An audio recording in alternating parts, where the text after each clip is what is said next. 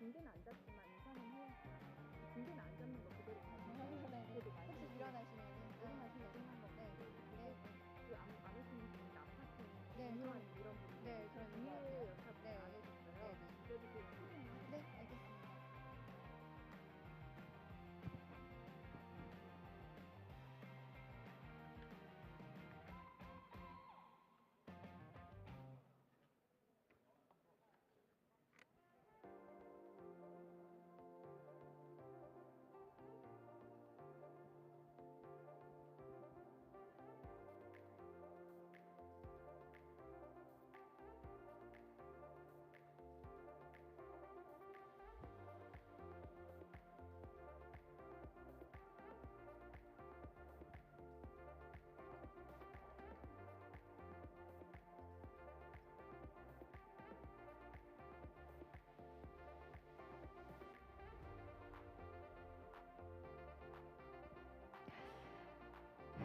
네, 잠시 안내 말씀드리겠습니다. Ladies and gentlemen, in 3 minutes we'll start Forum 1 of Medical Korea 2023. Forum 1 is about trends in global healthcare and cooperation opportunity. I'd like to ask all participants to come inside and take your seats. In Forum 1, we provide simultaneous interpretation. The forum will be proceeding in English with Korean and Chinese interpretation provided simultaneously. For those of you who didn't take the interpretation receivers, please go outside and find the desk where you can take your interpretation receivers. Korean channel 1 is for Korean, channel 2 is for English, and channel 3 is for Chinese. And I'd like to ask you to turn off your mobile phones or set them on vibrate mode. This forum will be broadcast live on the Medical Korea official YouTube channel. Please wait for a few minutes. Thank you.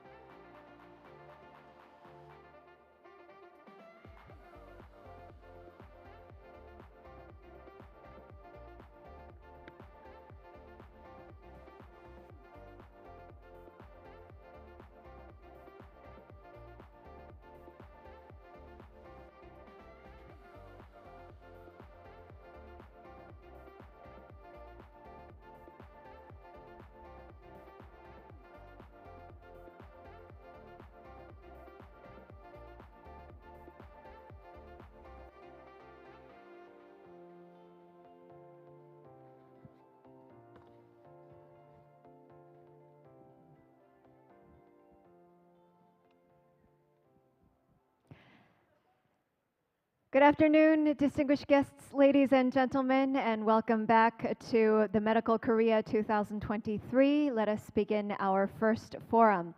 Our first forum is titled Trends in Global Healthcare and Cooperation Opportunity. Once again, I would like to introduce myself. My name is Ju-Yeon Cho, and I have been given the opportunity to be your MC. Thank you very much for your attendance.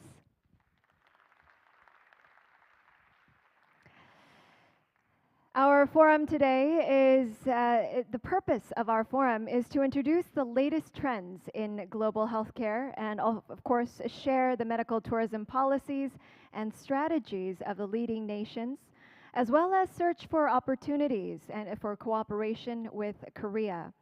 The main focus of this forum will be to look at the trends and outlook of the global medical tourism industry, the current status and strategies of medical tourism of leading nations, including Malaysia, Singapore, Thailand, and of course, their cooperation with the Korean healthcare industries as well.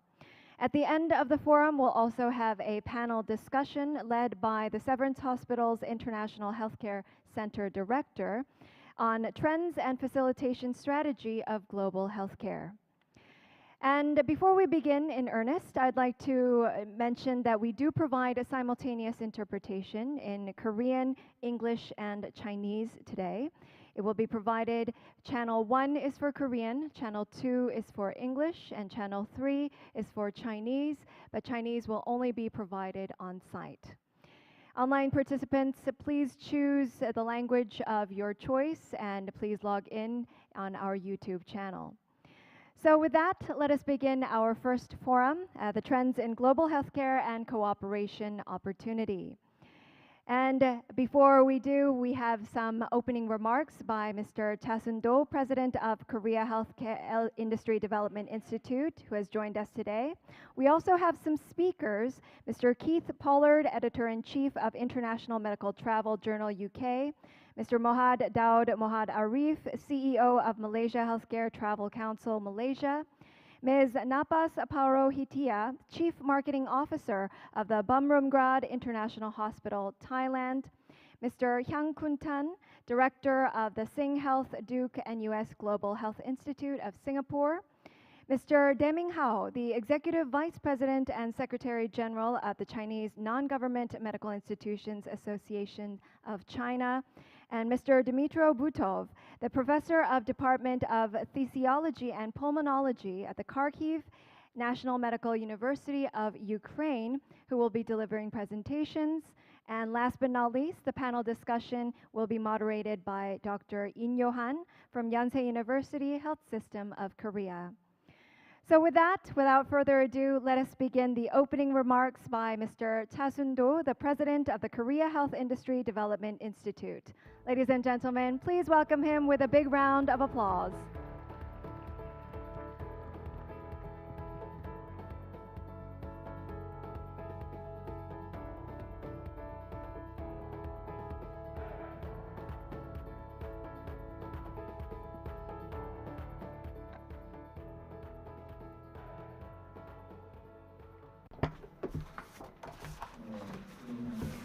Well, good afternoon, ladies and gentlemen. I am KD President Cha-sun-do. I hope you all enjoyed lunch.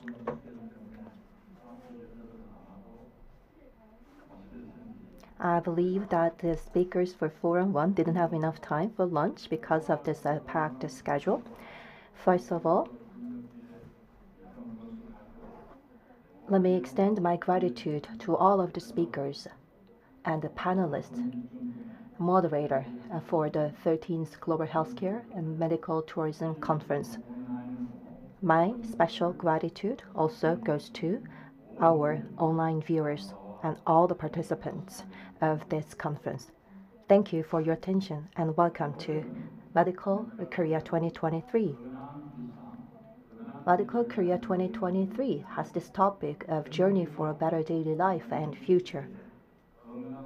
Now, the pandemic has been turned into endemic, and in this era, we have to explore ways to further develop a global healthcare industry. That is the intent of this Medical Korea conference.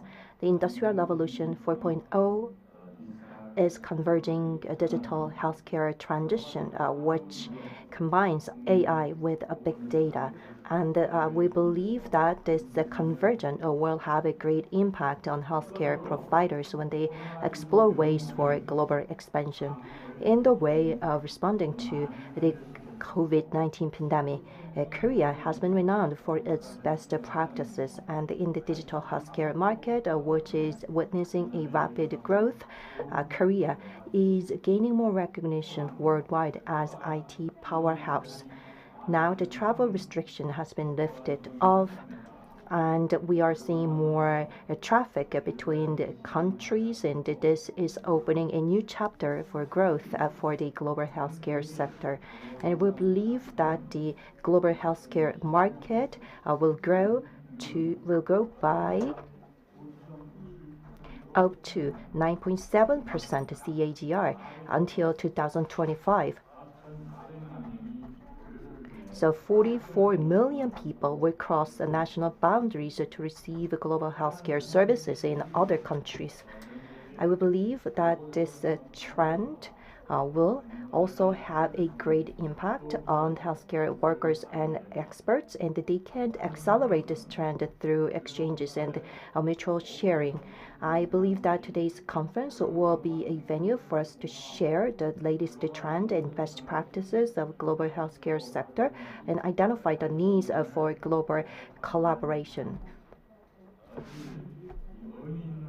I hope that today's conference can be very productive for all of you so that we can find better strategies and ways for global healthcare partnerships. Once again, I'd like to extend my gratitude to all of the participants, both offline and online. Thank you so much for your participation. Thank you. Thank you once again, President Ta, for your kind remarks. President Ta has opened our forum today for us, marking our first opening remarks for the forum, titled Opportunities for Our Future. And he has also marked that we are now entering the endemic era, and I hope that the presenters today will be able to show us the strategies and opportunities forward. And now let me introduce our first speaker for our forum, Mr. Keith Pollard. Mr. Pollard will deliver our presentation titled Medical Tourism, Wellness Tourism, Health Tourism, and What Comes Next. Ladies and gentlemen, please welcome him with a big round of applause.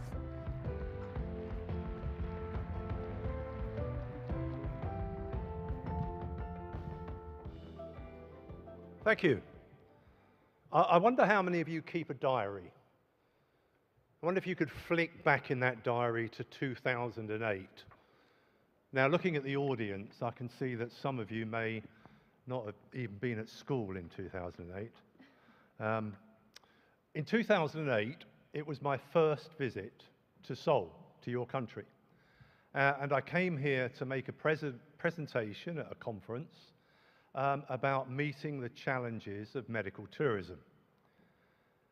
That was 15 years ago, and I'm back again. Now, what's happened over those 15 years? Sorry, could you start the clock so I'm timed correctly? Just checking on the...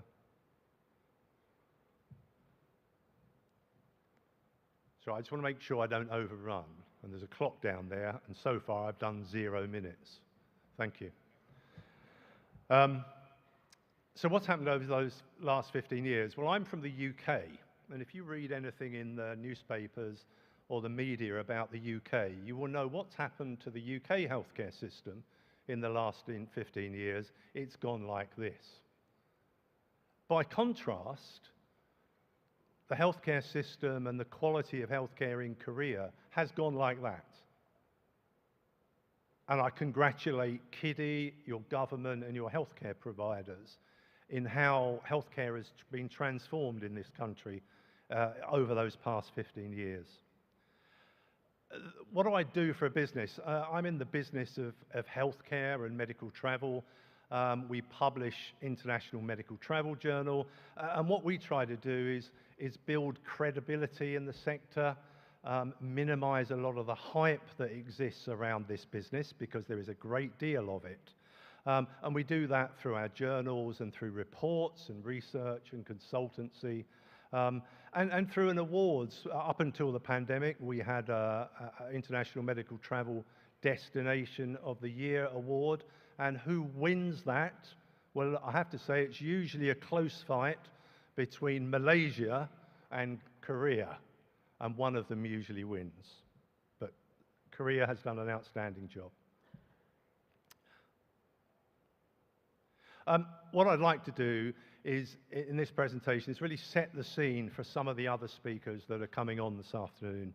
We're going to talk briefly about defining this business, some lessons from the last 15 years, how the pandemic is changing the world of medical travel, a look at the future, and then at something I call medical wellness tourism. How do you define medical tourism? If you're a student and you're coming new into this business, you'll hear all sorts of words thrown around. medical tourism, medical travel, health tourism, wellness travel.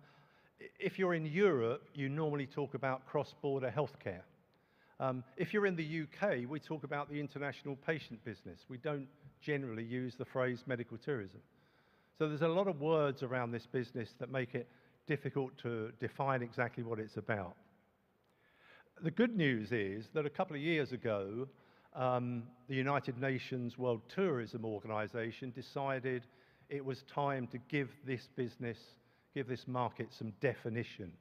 And they brought in some advisors, including myself, to try and work out how you can clarify, how tourism organizations can understand this a bit better.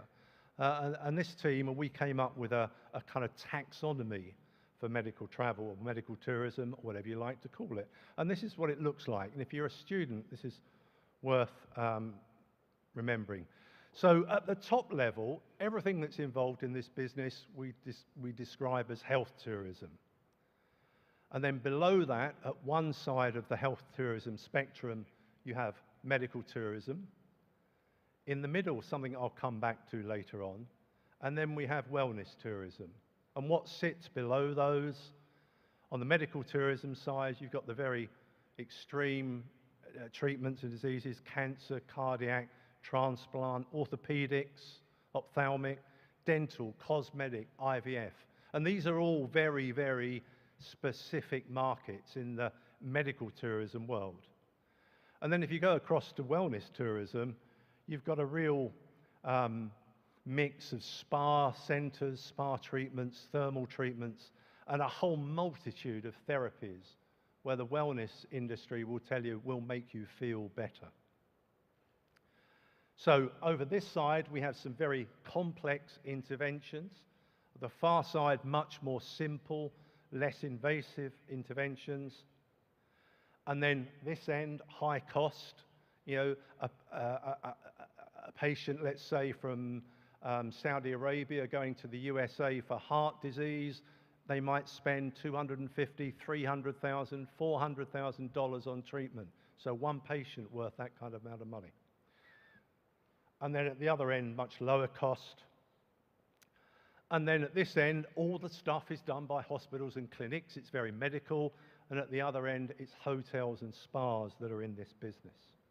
So that's quite a good way of thinking about this industry and understanding which bit of it you're in. It's not just one industry, it's a lot of market niches. I want to talk specifically about medical tourism initially. So what do we know about medical tourism, and what can we learn from, say, the last 15 years? So the question I'm always asked is, how big is the market? And how fast is it growing? Has anyone here got any idea how big this market is? Because if you did have an idea, you'd probably be wrong.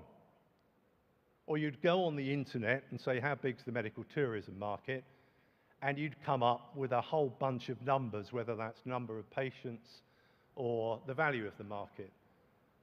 And you'd come up with all sorts of numbers. The honest answer is no one actually knows how big the market is. And if you did an internet search today about, well, how big's this industry worth now, and how much is it going to be worth in the future, these are the kind of numbers you're going to see. Look at the range, from $4 billion to $400+ billion.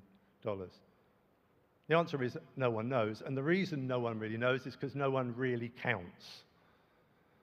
So if you look at the destinations that are involved in this business around the world, the way that they count, or many countries don't actually bother to count the value or the volume of medical tourists.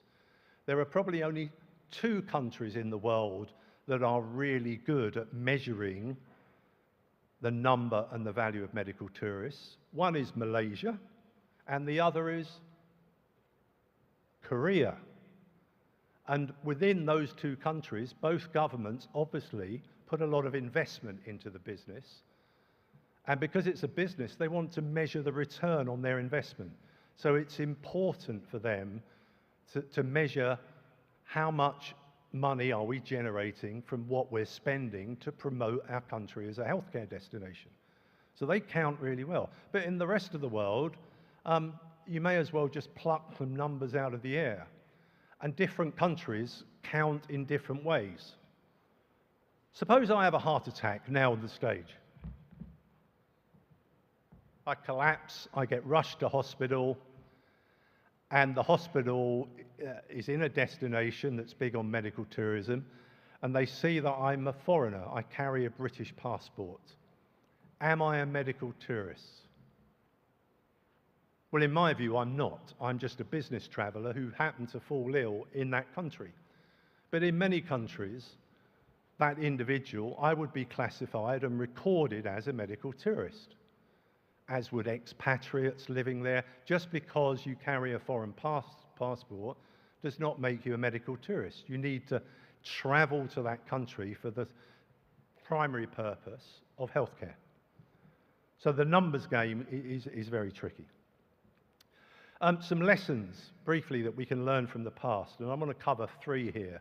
The gold rush mentality, failure to meet expectations of both investors and patients. Back in 2010, I wrote an article called Lessons from the California Gold Rush. And in the early days of the boom time of this industry, medical tourism was very much like the California Gold Rush. Everyone was shouting, there's money to be made in this business. And every country in the world and every healthcare provider was going after it. And the reality was that their dreams were not fulfilled. And there are many instances where the business failed to meet investor expectations, firstly. Here's a couple of examples. This is an example from the UK. This was a 500-bed hospital that was built in Scotland, in the north of the UK, to attract medical tourists from the Gulf countries, from the Arab countries. It was a complete disaster.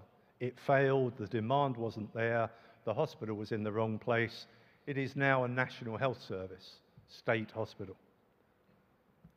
Here's another example. This is Health City, Cayman Islands. You might want to look this up on the internet.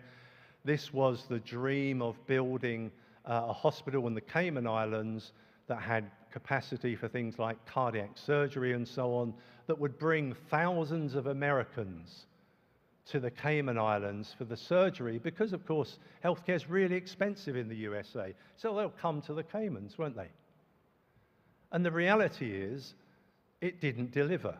I sat next to a lady on the plane to Korea yesterday, and she lived in the Cayman Islands, and her husband had had a heart attack, and he got taken to this hospital, and she said it was bizarre. He went into the intensive care unit. He was the only patient. He was surrounded by nursing staff. So it just didn't deliver the numbers that they'd hoped for. It still exists, but it's now serving very much the local community. One of the biggest concerns, and this still has not been fixed, is the failure to meet patient expectations. And I'm going to put a couple of examples up of here of the way the media views medical tourism. The one on the left is an article from a UK newspaper about failed cosmetic surgery. The one on the right is about Chinese patients coming to Korea. And these kind of articles have been fairly frequent over the last 15 years, and they are still coming out. On the BBC in England yesterday, there was a TV programme on main time TV about women who had been to Turkey for obesity surgery, and 7 who had come back recently and died. And this just gives no one trusts medical tourism because of those issues, that it seems to go wrong too often in some countries or with some clinics. And that's a real problem that has still not been fixed, and I'll come on to that. So what are the lessons we can learn from the past? Firstly, avoid the gold rush mentality. really kind of understand the numbers before you start spending money on this business, understand the market and decide where the hell you want to go in terms of your strategy, and regulate and control and meet expectations. And I say control who is treating international patients, because if you don't, the issue in Turkey and some other countries is that the regulations are very lax, and anyone, virtually any, not anyone, but the restrictions on who can do obesity surgery or cosmetic surgery are not sufficient. And therefore they end up with a bad news story in the national newspapers from where their patients come. So let's have a look at the future. Briefly, what did the pandemic mean to medical tourism? Well, what it has done is meant that excess deaths, here's an article from The Economist that's worth a read, the number of people dying nowadays is more than it ever was because healthcare systems around the globe are under massive pressure. And that's because they're still playing catch up. Here's an example. These are European data. You won't be able to see the detail of this, but this is the number of knee replacements being done in European countries now compared to the number being done prior to the pandemic. And what you'll see is more than, that's not shining right because they're, yeah, upwards of 50% less knee replacements being done now than they were being done before the pandemic. In the UK, the figures are appalling. It's like, what's that, 70% less. So what you have is this massive pent-up demand, not just in Europe, but in other countries. And that really represents a short, medium-time medical tourism opportunity. We certainly see in Europe countries targeting the UK that would not previously consider attracting patients for these kind of surgeries. To close, I want to talk about medical wellness tourism and come back to my spectrum and this area in the middle, which is the kind of area where medical and wellness cross over, and what I would describe as medical wellness tourism. And I just want to give you my thoughts on where this is taking the medical tourism, medical wellness business. I come from the medical side, so my background's in hospitals and healthcare. Andrew Gibson, who's a colleague of mine, I asked him, he's from the wellness side, he's chair of the Wellness Association. I asked him for his thoughts on where this is going, and I just thought I'd include a few quotes from him. He said, this is the way healthcare is going, the difference between prevention, intervention and cure are becoming blurred. Guests at wellness resorts are going to demand medical feedback on their wellness programs and will expect to have medical services available. And lastly, he talks about how in some parts of the world, hotels are collaborating with medicenters to provide a broader range of services. And there's one example, we have a speaker from Bummengrad later on, maybe we'll mention what's going on in Bummengrad in terms of medical wellness. So what is medical wellness tourism? Let me just explain to that. It's where you combine the expertise of doctors with some of the kind of therapy techniques that are relevant to spa and wellness. It is clinically driven, so it is research driven. You're providing stuff that is proven. It is not fringe medicine that can be questioned. It is clinically driven and research driven. It is personalized. If you were listening to the guy earlier today talking about the future of genomics and genetic counseling, this is going to drive wellness tourism so that when you travel, they will have a complete profile of what your healthcare needs are. It will exploit technology both while you're in a resort and the period after you've left that report. And then it will provide a solution to chronic long-term health issues. What it's really about is longevity. It's about living a longer and healthier life. And this is where I think the world of medical health tourism is going, that as we get better and better at fixing stuff, often in our own country, what people are looking for is, how do I live a longer and a healthier life? I'm going to just put, to finish, 3 examples of providers, healthcare providers that are currently in this space, and just give you a flavour of what they're doing. There's a couple from Europe. This is one, Viva Mayer, and their health concept, and I've just taken some words from their website. That's not a spa. It might look like a spa or a wellness centre, but this is about daily medical supervision. You would go there for a week or 2 weeks, or possibly longer. A combination of traditional diagnostics and modern complementary medicine. Talks about medical competence and a holistic approach. Next one, Sheno method, the science behind wellness, state-of-the-art diagnostics, cutting-edge medical screening tests. These are the kind of places where you would go. You would not just have wellness, you might have a CT and an MRI scan and a whole bunch of blood tests and diagnostics when you arrive in this kind of resort. But it is research-driven. And the last one, this is USA. This is the Pritikin Longevity Center in Florida, where they have a physician-led program, scientifically proven. This is all about adding 5 or 10 years to your life. So, is that area of medical wellness an opportunity for Korea? We know that Korea is very good at treating people who are sick.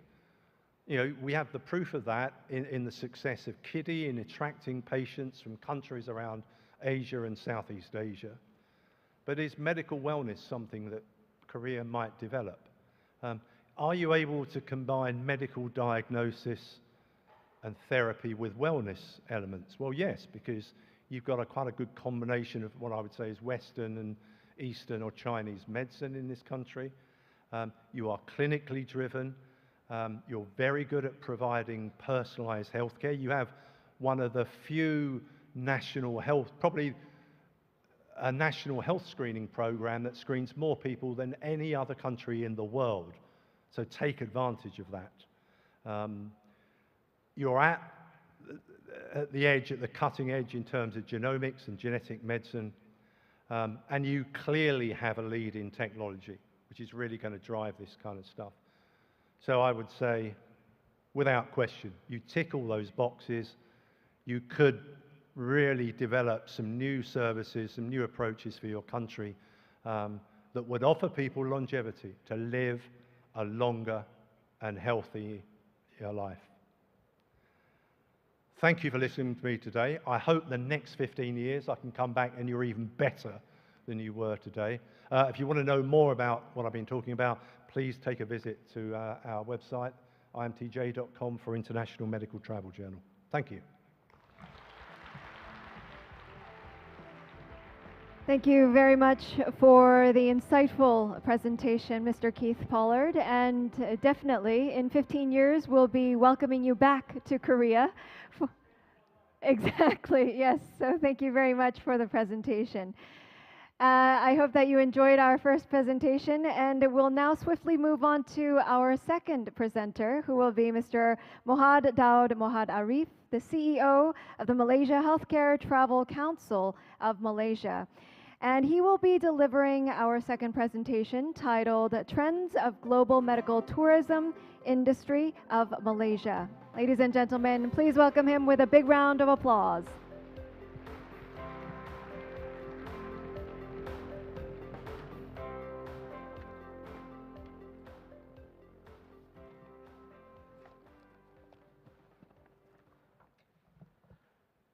Okay, Bismillahirrahmanirrahim. First and foremost, thank you so much for having me here. I would like to make mention to the Ministry of Health and Welfare Korea as well as KIDDY for organizing this event. And of course, this is a very good opportunity for me to be here to also engage and share the experience of what Malaysia has done in terms of medical travel or healthcare travel within the industry, within the region, as well as globally. Well, we are fortunate. This is the first time I'm sharing a stage with Keith, although I've known him quite some time back, but we're sharing the stage for the first time. It's good that Keith has set the stage for us, and then we can complement his stories with the specific examples of what Malaysia has done in terms of developing and I would say moving forward in terms of medical or healthcare travel within the country. So it's quite funny to see that the first slide will focus on data. So I do concur. There are many data coming from many sources. We just choose one just to indicate, not so much, don't focus so much on the figure itself, the absolute figure of 54 billion US dollar. But what I want to drive here is that the demand is increasing. If you look at many of the studies going on, even though they predict different values, but one thing which is constant is that the demand is always being increasing, and later on I will share some of the reasons why. But more interestingly is looking at this region. Since we are having this in Korea, we know that our region is spurring up on the services of healthcare travel in terms of healthcare services, not just for international patients, but also for our local domestic patients. But the demand is increasing even more within the APAC region by 22%. There are various reasons for growth, if you can see in the slide, which I will not mention one by one, but cost is also, affordability is also one of it. And then raising awareness of people on their health and well-being. They also like to see a high quality treatment now being regulated within many of the Asia Pacific countries that they can rely on, and of course government policies as well. For example, country like Malaysia, the policy and the regulation is quite stringent in terms of ensuring trust and safety of the patients. But some of the global trend, this is a wide, I would say, top of the line trends that we can identify moving forward within this industry. First and foremost is that there is worsening trends in terms of disease burden, especially on the aging population. Many of the countries within this world, especially within this region, are aging, and that requires high demand for medical treatment, either domestically or internationally. And of course, the wellness part, as mentioned by Keith just now. Number two, the trend is also showing that there is a shift in healthcare workforce. This is where we see that there is a need for more highly skilled nurses to complement the physicians and also experts with moving into this particular business to provide personalized and I would say skilled advice and also treatment to the patient. And of course, acceleration of digital and also analytics. This is quite obvious in many aspects, especially post-pandemic. Next trend is raising health consumerism, which relates to the awareness of well-being, the awareness of being going towards preventive care. The next trend that we can see is the transition to value-based care. This is also complement with what was presented by Keith earlier. People are now looking not just for curative, they are also looking at preventive, and they want to go not just one fee-for-service care, they also want a bundled care where it goes from end to end. How can they take care of their well-being, given that they need a curative care? The emergence of new ecosystem. Many countries now are also looking at developing an ecosystem to promote wellness, to promote medical travel to various parts of the world. They want to provide not just a one-off treatment or just promote people to come and get their treatment. They want to provide the whole ecosystem to make the patient's journey well developed and well taken care of. And finally, there is a shift in terms of care model. This is also related to my previous points, whereby people are looking at preventive more than curative care. Both, I would say, both sectors, both channels are important and need to be taken care of when you want to develop your own country to become a medical destination. But you need to see that the shift is there, the demand is there in terms of looking at curative care even more after the pandemic. So with that, this is where I want to share how Malaysia is moving forward with this industry. There are two things in this world, if I can share, which many of us always neglect, always take into, I would say, we always take it for granted. These two things very important in our life. Number one is time. Number two is our health. These two things is always taken for granted by us because we never felt it while we have it. Only when we don't have it, then we felt the value of these two things, which is time and health.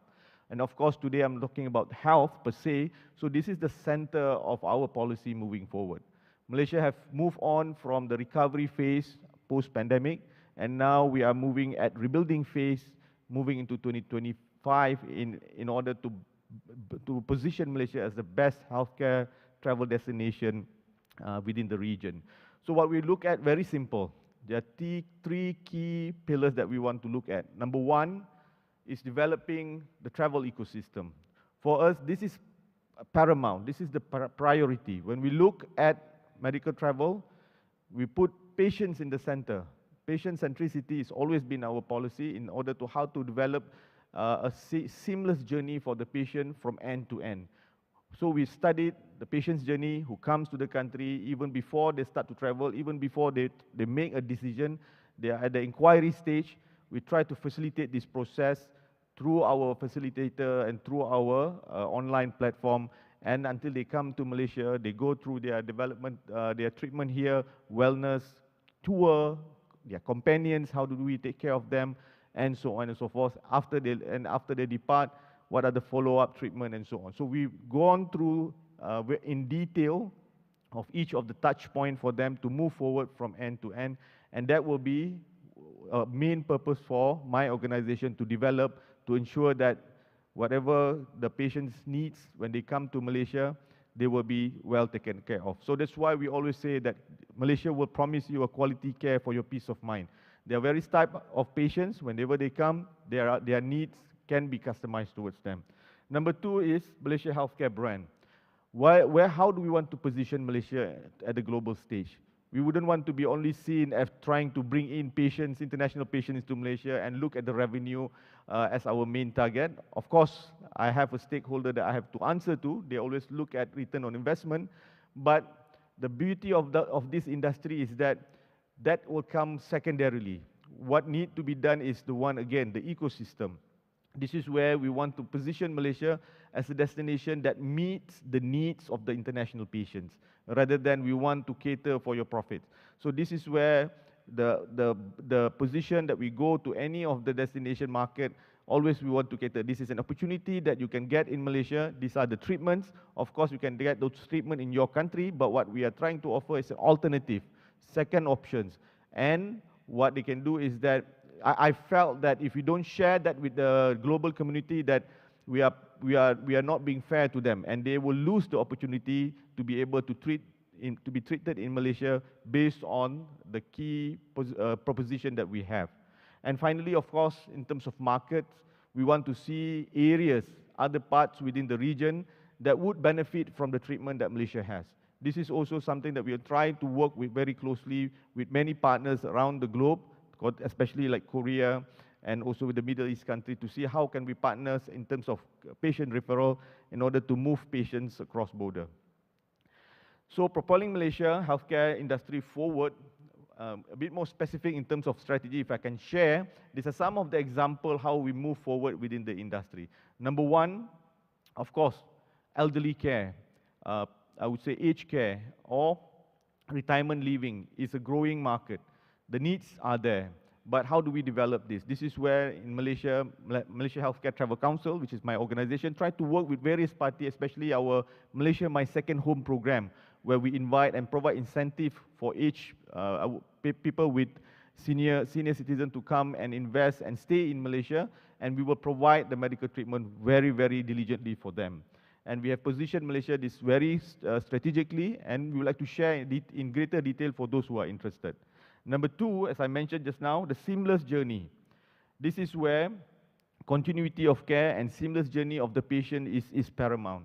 I remember back during the COVID-19, when the border were closed in 2000 and 2001, many countries closed their borders. Malaysia is one of the first one who ensure that while the border were closed, there's always a funnel for critical patients to come to Malaysia to seek treatment, to ensure the continuity of care for cancer patient, heart-related patient, and also fertility patients. So this has created trust. This has created, I would say, benefit for the patient who really need those services even during pandemic. Of course, the bubble was very, very strict. We ensure that the funnel of patients to come into Malaysia to be going through several sessions of, I would say, screening, but it was very, very worthwhile for us to undertake that extra job to convince our local authority, to convince the Malaysian authority and also the Malaysian citizen. But most importantly, we were happy to see that the patients are able to come to Malaysia, and that trust continue even after the border was open. Moving forward, this particular funnel or medical travel bubble cannot only work when there's only one country which is doing it, because when the patient wants to go back, it is also quite cumbersome. So this is where partnership is important between countries like us. So we need to have, in any circumstances, in any situation, if there is a situation, there is a need for people to move across border, and there is a situation where the border is closed, medical travel funnel for critical patients must be preserved and must be enabled between our countries. And of course, when I talk about digitalization, Malaysia is moving very, very strongly on this. We are looking at already created a one-stop platform which is backed by the government, which is trusted, so the patient can feel at ease when they go and select the treatment, compare prices, and see various services, including immigration services, extension of visa, and including travel-related services as well. So we are also looking at translator mechanism or machine or devices. And we are also looking and already implementing e-visa for only medical travel to ease the traveler's journey into Malaysia. The other three that I can share is that we are also investing in selected specialties. Of course, Malaysia can undertake from A to Z in terms of treatment, but there are some key specialties that we are good at. We can provide this opportunity to be treated for the global community quite well at affordable cost for them. So this is where we go. We will try to push for our fertility, giving hope to dreams campaign, our cardiology treatment, which is Heartbeat of Asia, and hepatitis C campaign, which is test, treat, and cure. So this niche specialized treatment is important in order to position Malaysia as center of excellence for this particular treatment.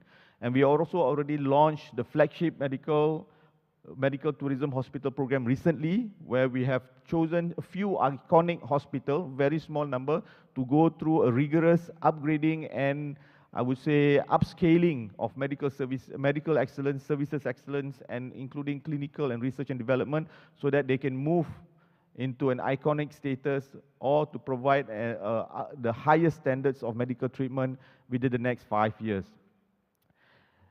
Next is building curative and preventive care. I think this point has been spoken of many times on this stage.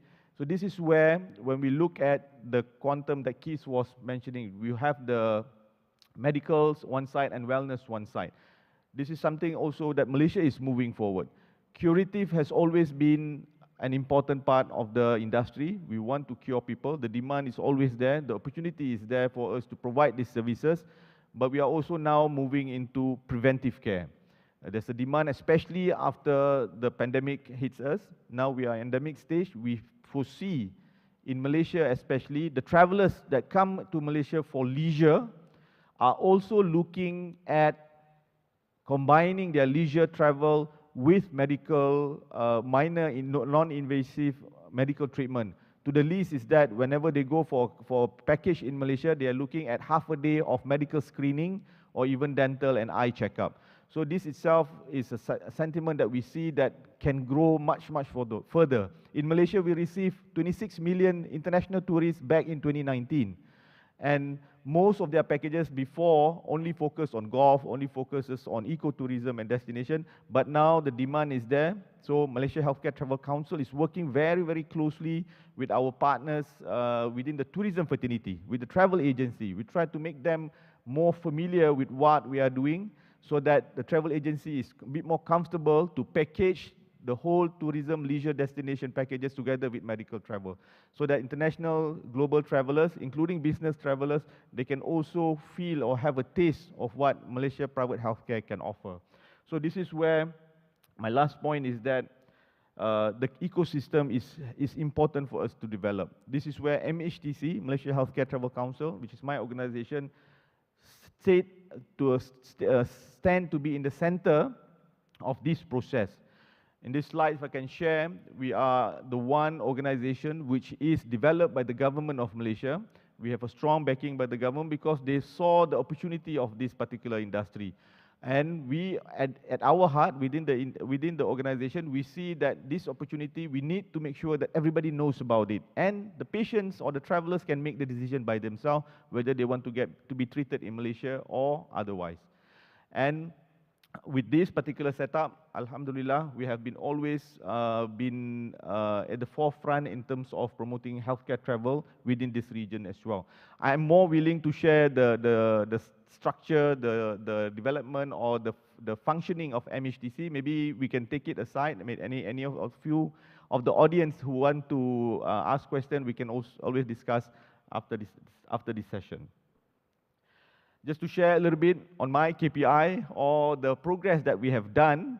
So post-pandemic, which is in 2020, we had 3 quarters of opening of borders. First quarter was still closed.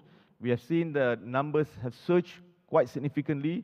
It recovered, 2022 have recovered more than 76% compared to 2019. So these have shown that the pent-up demand and the trust that the patients has on Malaysia has been the center in terms of for us to rebound within the healthcare industry itself. Some illustration of the type of treatment which is preferred by the international patient that comes into Malaysia, as you can see, and also the destination where they come from. These are some illustration as well, just for your information. So where do we move into the future? We have seen quite healthy growth since 2011 at 16% growth. And of course, everyone felt the dip in 2020 and 2021. But moving towards 2025 into the future, this is what we are expecting. We are expecting to double the growth of 2022 in the year 2025 because we saw that this potential and the demand is there. We want to meet this demand with the services that we can provide within the country. But one key important factors that I can mention here is that Malaysia cannot do this alone. I believe healthcare is something very, very important for it to be able to be accessible to everybody. And partnership has always been an important element within this industry, as Malaysia Healthcare Travel Council is in the center of creating partnership, not just locally within Malaysia, but we would like to also be partnered with global players and regional players as well. We want to share what we have done in Malaysia. I believe that the market is huge, the pie is big and it's growing, and it's good to share. It's good to have referral program between countries as well, or among private hospitals as well within Malaysia and other interested countries. So this is something that I want to urge and call for collaboration here with partners, including Korea and other participants as well. So with that, I conclude my presentation. I have about 50 seconds left. Before I end, as I said again, healthcare is important. Healthcare is a right, and everybody has the right to access to healthcare, either public healthcare or private healthcare. So what Malaysia has to offer here today through my organization, which is Malaysia Healthcare Travel Council, is that we would like to share what we know, how we develop our industry, how we develop our organization with the backing and support by the government of Malaysia, with the audience, either online or offline. And we want to ensure that the services that we provide meets all the demands of the traveler throughout their ecosystem when they come to a destination. With that, thank you so much.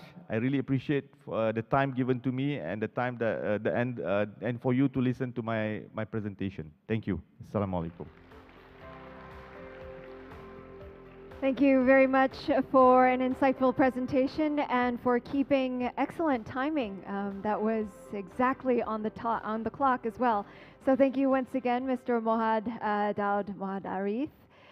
And now moving on to our third presentation, ladies and gentlemen. It will be on wellness and longevity. Ms. Napas Paurohitia, the Chief Marketing Officer of the Bumrungrad International Hospital at Thailand, will be delivering us her presentation titled Wellness and Longevity, the Future of Healthcare. Ladies and gentlemen, please welcome her with a warm round of applause.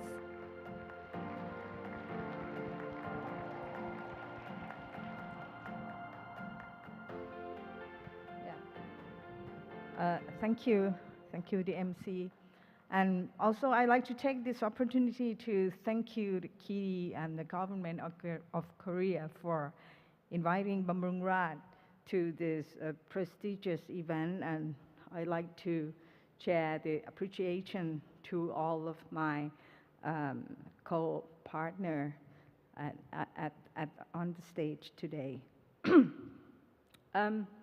I think the best way to start the story and make sure that it is benefit for all of us here in this room is to tell a story of Bumrungrad itself, a story from past to present, and also how we envision the future and how we prepare ourselves to cope with that challenges or tap into future opportunity. If you take a look at Bumrungrad at the glance, Bumrungrad was found in 1980 by the founder, who is the Thai business tycoon who already run so many businesses and has been very successful, like the Bangkok Bank and et cetera. The overriding objective of setting up the private hospital is that so that the high net worth patient can take the treatment, especially the high intensity and the high acute care from Thailand and from Bangkok, rather than flying to Singapore or flying to the United States at that point in time. And fast forward to 44 years later, in 2023, Bumrungrad has become most of the world top healthcare destination, which patients from all over the globe, 190 countries, fly in to get treatment from Bumrungrad International. And also this year we just received a very good news from the Newsweek that praised Bumrungrad as the best hospital in Thailand, and also the top 250 hospital in the world, which is, we are the only hospital from Thailand who received that kind of honor. Okay. This is the patient profile that I would like to suggest you. I think you all know that most of the patients coming from the Middle East, the UAE, Bahrain, Oman, and we wish to welcome more of Saudi Arabian after we re-established the diplomatic connection with the Saudi under the new prince. And also, mainly the patient come from the CLMV country, given the geographical proximity and the cultural similarities. So that's why we have a chance to welcome these group of patients. Some part of the developed country, I mean, people from developed country also fly in to get treatment from Bumrungrad, given that there's a long queue in their own home country to get the treatment, or some parts of the countries that their healthcare infrastructure is not sufficient, especially for high intensity or high acute care, like Bangladesh and Pakistan is also the patient of Bumrungrad. Bumrungrad is a very diverse hospital from the cultural standpoint, especially because we have to welcome the Arabic, we have to welcome the Khmer, the Burmese, the Vietnamese, and the mixture of things, French, German, the American, the British. So we need to have, as a culture, an in-depth understanding of our international patient. And we have the things that we call the very seamless process in taking charge of the patients and then repatriate them. And along the way, we offer the very special care and very compassionate caring. I think that's the key success factor, among other things, of the Bamrung Rat. Okay. And underneath that treatment, that everybody can see the treatment, but I think that underneath that, underneath the tip of the iceberg, or something that you probably cannot see, is that from generation to generation, we deliver a core values, and we deliver something that is our unique DNA and our unique character of Bamrung Rat, which is 4 things together. The first one is inclusion, second one is agility, third one is innovation, and last but not least is caring. Inclusion means the ability of our people, our doctors, and our clinical personnel, as well as our back-end staff, who are able to embrace all kind of diversity and assimilate it with some kind of diversity. For example, religious, cultural, sexual preference, sexual orientation, etc., etc. We have that kind of value and culture embedded in our organization. Agility means the capabilities to being very agile and can quickly adapt to the situation and being so adaptive to the situation. I think the COVID-19 pandemic is the good example, not only for Bamrung Rat, but for Thailand overall, that we receive recognition from the World Health Organization, saying that Thailand is the top country that can handle very well the pandemic. The third thing is we need to have innovation. We need to have the ability to adopt to new technology and bringing new technology to deploy in the appropriate time. And last but not least, of course, we need to deliver compassionate caring to our patient, which means patient-centric, which means that we give utmost importance to delivery, to the high-quality healthcare delivery. So at Bamrung Rat, we then have the culture of operating things that we call 4C and 1W. 4C mean we are a specialized hospital, and our specialty mainly is in critical care, complicated care, using cutting-edge technology.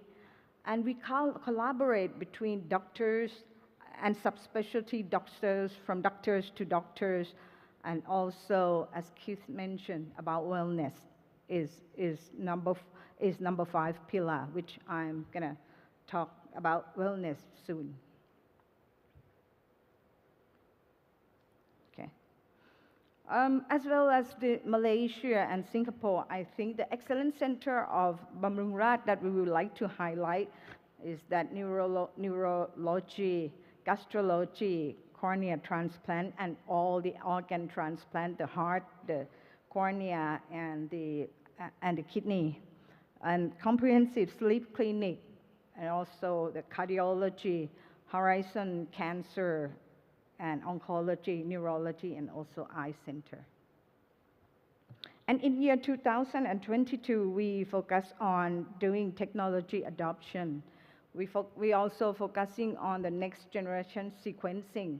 I think you are familiar with this term about doing the genetic testing and so on and so forth, and using radiology and AI, and try to be the digitized hospital and using digitalization in our operation so that we can deliver a better experience, service experience in all along the process.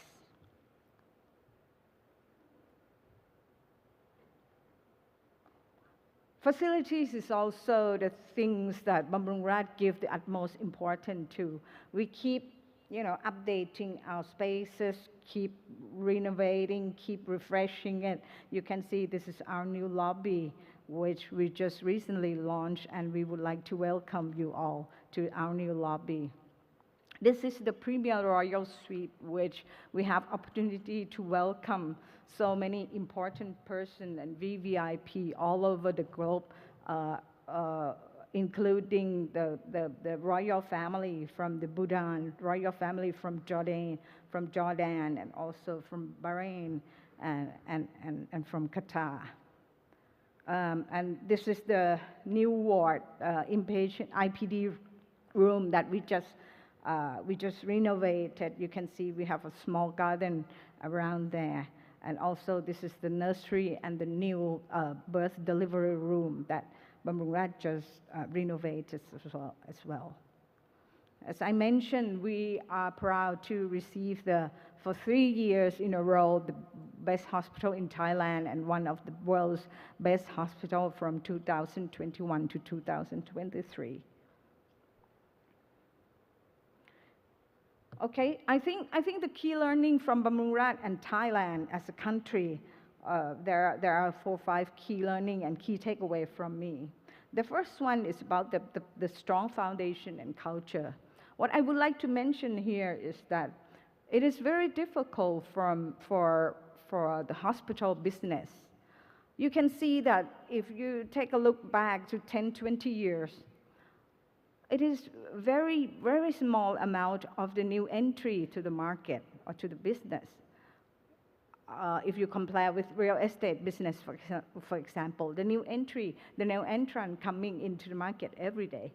But for the hospital, it is very difficult. It's very difficult business to set up because you have to work with doctors, and doctors they save life. They have some kind of ego. Sometimes it's difficult to handle, and you need a strong foundation, not only from the doctor standpoint, but also from facilities, from the culture, from each and everything. The second one is you need to have the collaboration of expertise, especially expertise among different doctors and doctors in subspecialty. I don't know how Bamrungrad do this. And they do it for generation after generation. They create culture and they transfer knowledge. They work together very closely. Sometimes they fight with each other in a personal matter, but when it comes to work, they work together and deliver the best thing for patient. Number 3 is the complacency. Bamrungrad is the organization that never complacent for the past success, and we believe that what get you there, what make you here doesn't get you there, don't get you nowhere. So we never complacent, and we test ourselves all the time, all along the way. Number 4 is we have good people, which is our soft power. It's not only Bamrungrad, but also Thailand as well. The Thai people, they are a kind people who have kind heart. I know you're familiar with Thailand. They have kind heart, and they're trying to do the best, and they're trying to do their responsibility, trying to do their job, regardless of what the obstacles is. And also, super facilities is very important, as I mentioned, and technology. So I think this is the key learning that I think if you want to develop further the high quality medical tourism, you have to have this kind of DNA in your blood vein. So now, and then from now on, how Bamrungrad going to move from this. If you take a look at the number, because Keith said probably we don't know if number is factual or not, but anyway, I show that number.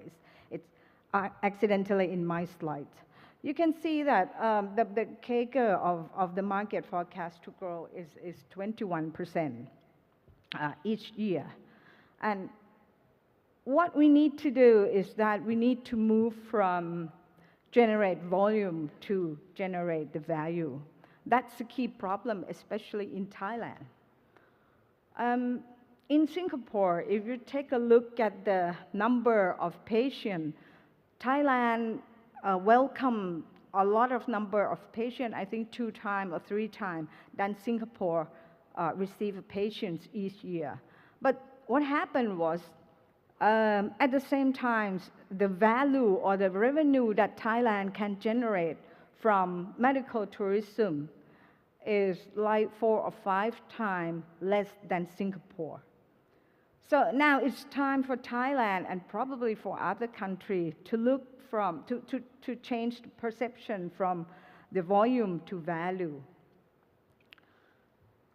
And how? This is what I would like to suggest, is that we need 3 value-based propositions. The first one is doing the high-intensity care. The second thing is doing the customized care. And the third thing is doing the wellness and longevity. And thank you, Keith, very much for setting the stage for us.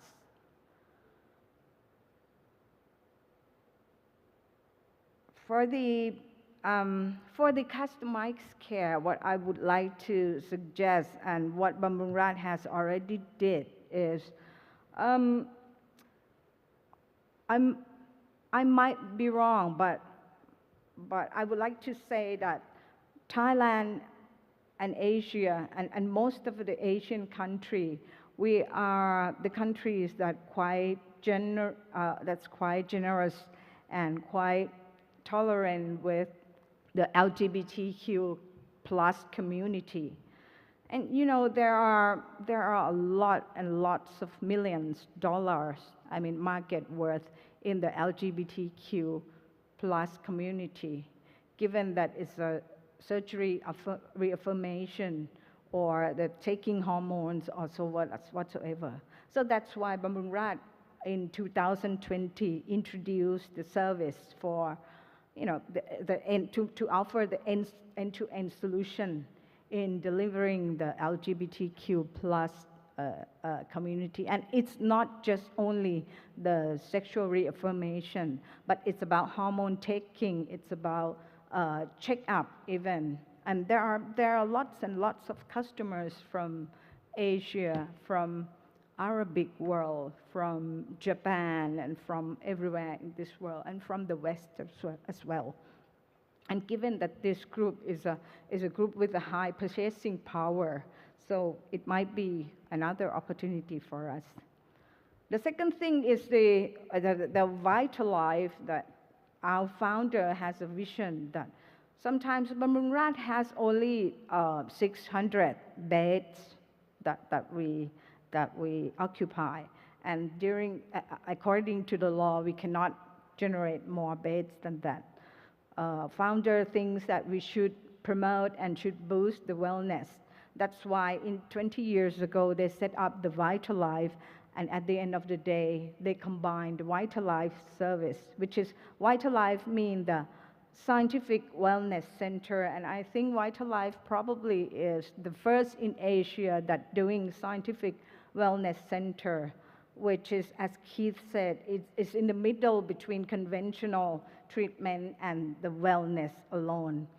So we treat people. It's not treatment, but it's prevention, and we deliver a service that make sure that you're gonna you can walk until the last day of your life. That's the philosophy of Vital Life, and we would like to offer having a long quality of life through the longevity. And we pioneer in the anti-aging medicine and prevention. predict, prevent, and do things like precision and personalized. And combining with the Bumrungrad Genomic Medicine Institute, the next generation sequencing that try to forecast, if possible, what can people can generate some kind of risk in having some disease like cancer or cardiac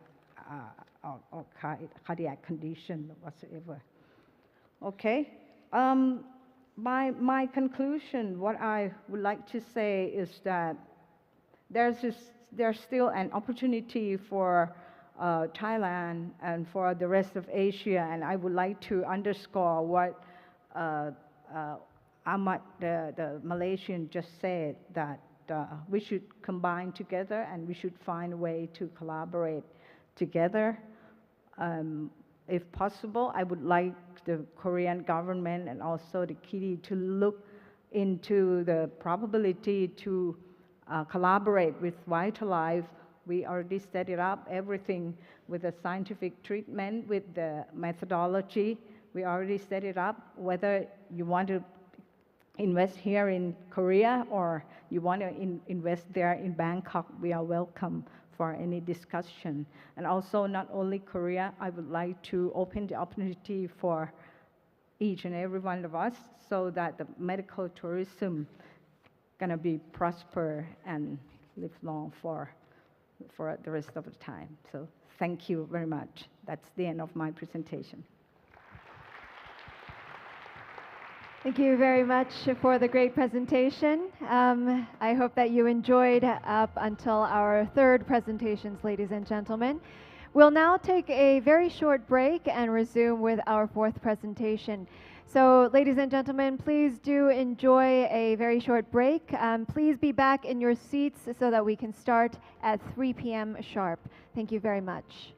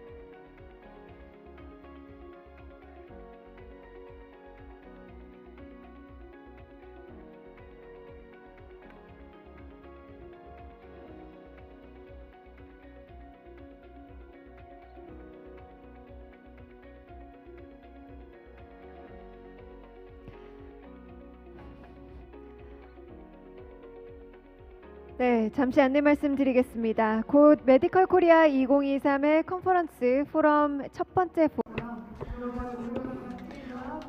Ladies and gentlemen, we'll resume Forum 1 shortly. I'd like to ask all the participants to come inside the hall and take your seats.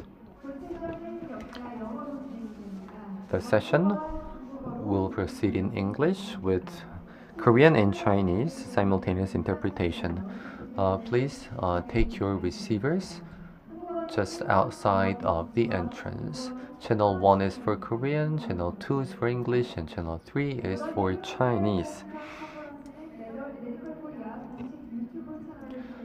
Medical Korea 2023 is broadcast live on the official YouTube channel of Medical Korea. We'll resume the session shortly. Please take your seats.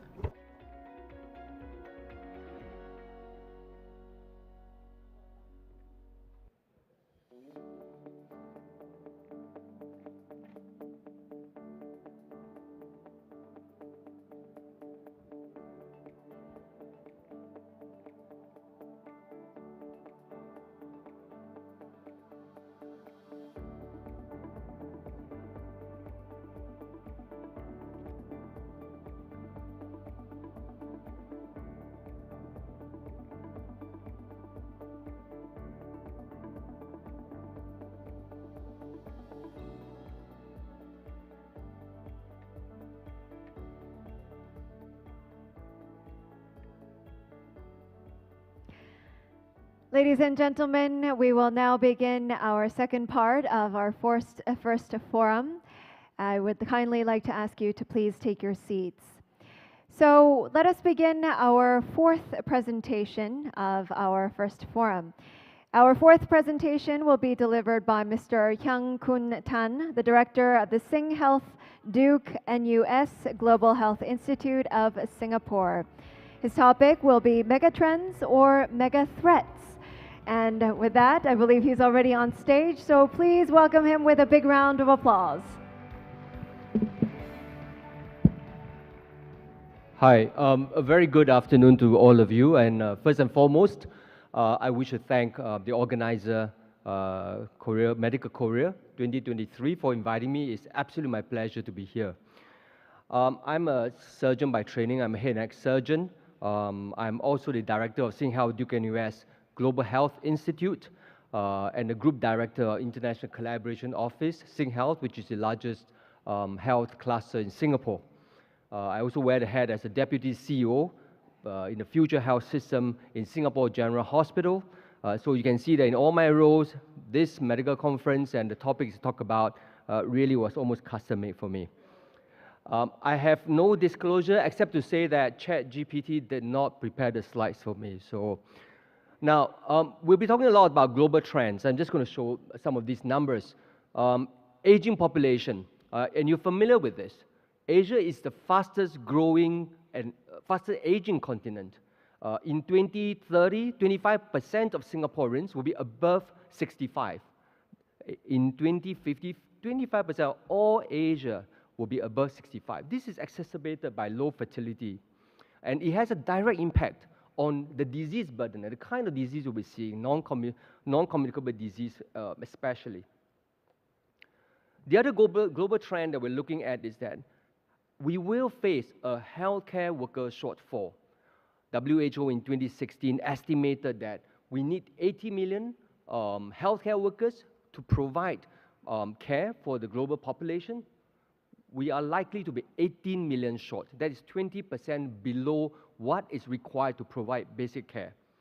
This is most acutely felt in low middle income countries. I'm just going to point out, say for instance, India alone, 3.9 million healthcare workers needed.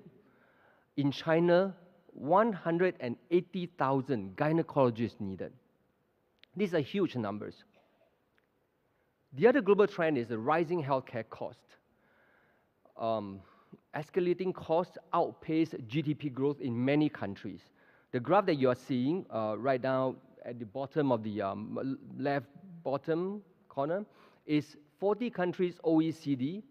Here you can see that in every single country over the last 30 years, all of them has got healthcare expenditure outpacing the growth of the GDP. You don't need to be a new, rocket scientist to know that this is not sustainable. Korea number is there, and so is Singapore number. We are all projecting the same kind of trajectory. Now, the other global trend or mega trend is climate change, and that is real. Climate change has got multiple facets that will have impact on human life. I'll just draw your attention to vector-borne diseases that will increase because of climate change. And we, being the most densely populated continent in the world, statistically, it is most likely the next pandemic will come from Asia. I also want to point out to you that air pollution, WHO has estimated that 7 million preventable deaths will come from air pollution, of which 4 million will be in Asia. The speaker this morning spoke about the development, exponential growth in technology. This is absolutely true. But with that kind of exponential growth, each product cycle is getting shorter and shorter. You purchase version 1 of the product, in 3 years you are on version 3. And it also means that the healthcare cost is increasing, and it added to the burden of healthcare cost. In my role as a DY CEO, I assess a lot of new technologies. I have not yet met a new technology that costs less than the previous version. If you have seen them, let me know. But what I want to point out to you is the impact is not just on the cost. The impact is on the stress that it put onto the healthcare workforce. While technology expand and grow exponentially, organization, which is largely comprising of human, we don't work like that. We grow in an analog fashion. So as technology moves, we learn, but we learn gradually. And the gap between that growth of the technology and the adoption creates a lot of stress, which brings me to the last point. I think we all know about this, high prevalence of healthcare worker burnout, and that's not just because of technology. There are many reasons, too much for me to go into it now. Depending on where you read, some would say that even 90% of healthcare workers experience burnout in one form or other. The literature has a sharp rise in the number of publications talking about this issue. In 2020, in April, when the first wave of the Alpha COVID, I was a chief of surgery at that point of time. All the elective surgery was cancelled, so what can we do, right? So I started a study just tracking healthcare worker psychological well-being over a 6 months period. I designed it for 6 months, naively thinking that it will be over by then. Of course, history proved that I'm terribly wrong. But what I do find that during that course of time, certainly the stress and the burnout has gone up. And I'm very sure if I repeat that same study right now, that would have gone even higher. Now, what is important is that these mega trends are not independent. They are interdependent. Aging leads to increased workload. Aging also means that reducing the healthcare workforce, therefore we have a shortfall of healthcare workers, increase the load per healthcare workers, increase the stress, so on and so forth. It's negatively synergistic. It's converging into what we call a perfect storm. And Asia, where 60% of the world population reside, will be disproportionately affected. So it's not so much a mega trend, it really is a mega threat. Now, how do we tackle the challenges posed by these mega threats? I submit to you that the healthcare in the future in Asia, there are 3 things that we really need to look for. One, that we need an agile and mobile healthcare workforce. And we need to adopt the best healthcare model. And modern medicine has been really looking a lot about paradigm that is framed by US, North America, and Europe. But we need to have one that's contextualized to healthcare practice in Asia. And last but not least, we need the Asian-focused collaborative healthcare platforms, much like this particular conference that we are now attending. Let me just elaborate on each of them. Agile, mobile healthcare workforce. That requires us to devote resources into training of healthcare workers, using methods of training that allows democratization of knowledge. E-learning, I understand that concurrent segment, there is an e-learning platform right now going in another forum. We are talking about how do we get knowledge access to healthcare workers that normally would not be able to get access to them. But we also want to train not just healthcare workers within your national border. Think about training healthcare workers beyond your national border. And then design those training beyond the conventional classification of healthcare workforce, which are you're a doctor, you're a nurse, you are allied health workers. Modern healthcare is so complex that a lot of processes have weaved into the healthcare practices, and these practices and skills are not those that is trained for purpose in a professional qualification. You need physician extender, you need medical scribe. There's a study from KPMG that 75% of doctors and 80% of nurses feel that they are overspec for the job that they are doing. In other words, they feel that they are not performing the tasks that they are trained for. They are overtrained.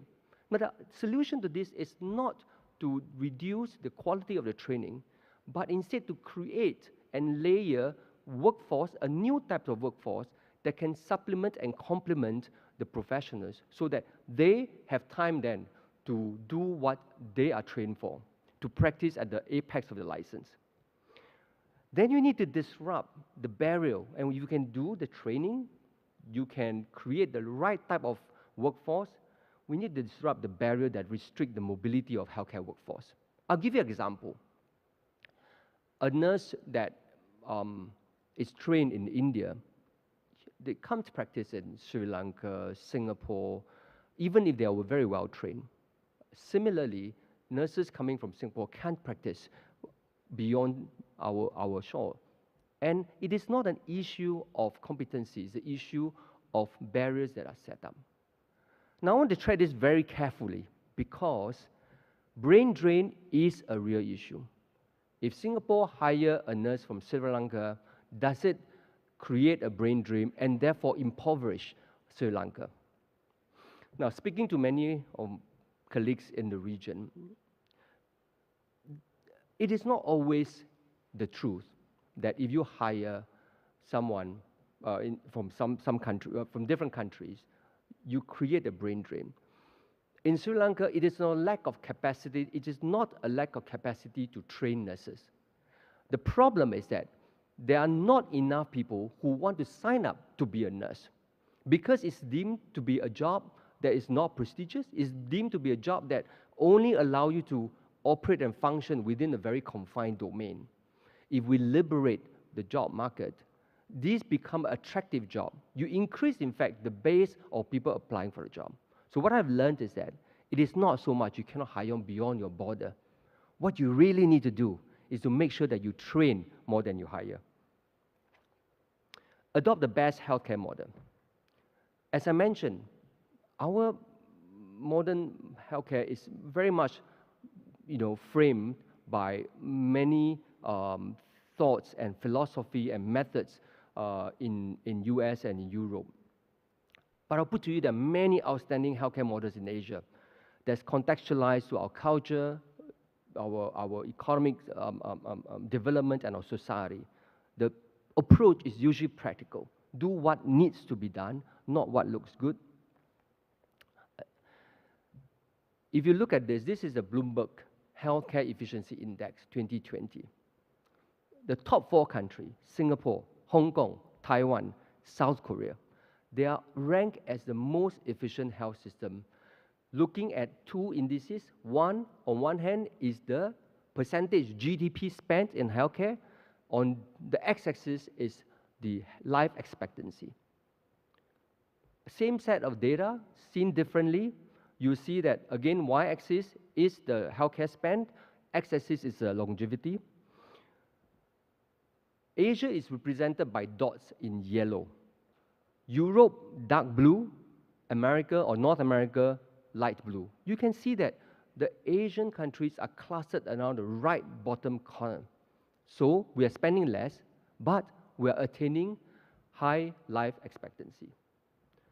So I'm not surprised that Bumrungrad was, ranked highly in Newsweek. So if you look at the latest Newsweek, Singapore General Hospital was ranked 9th. Korea was represented, in fact, most highly represented in the top 50. There were 3 institutions in Korea, in Seoul, in fact, that is ranked in there.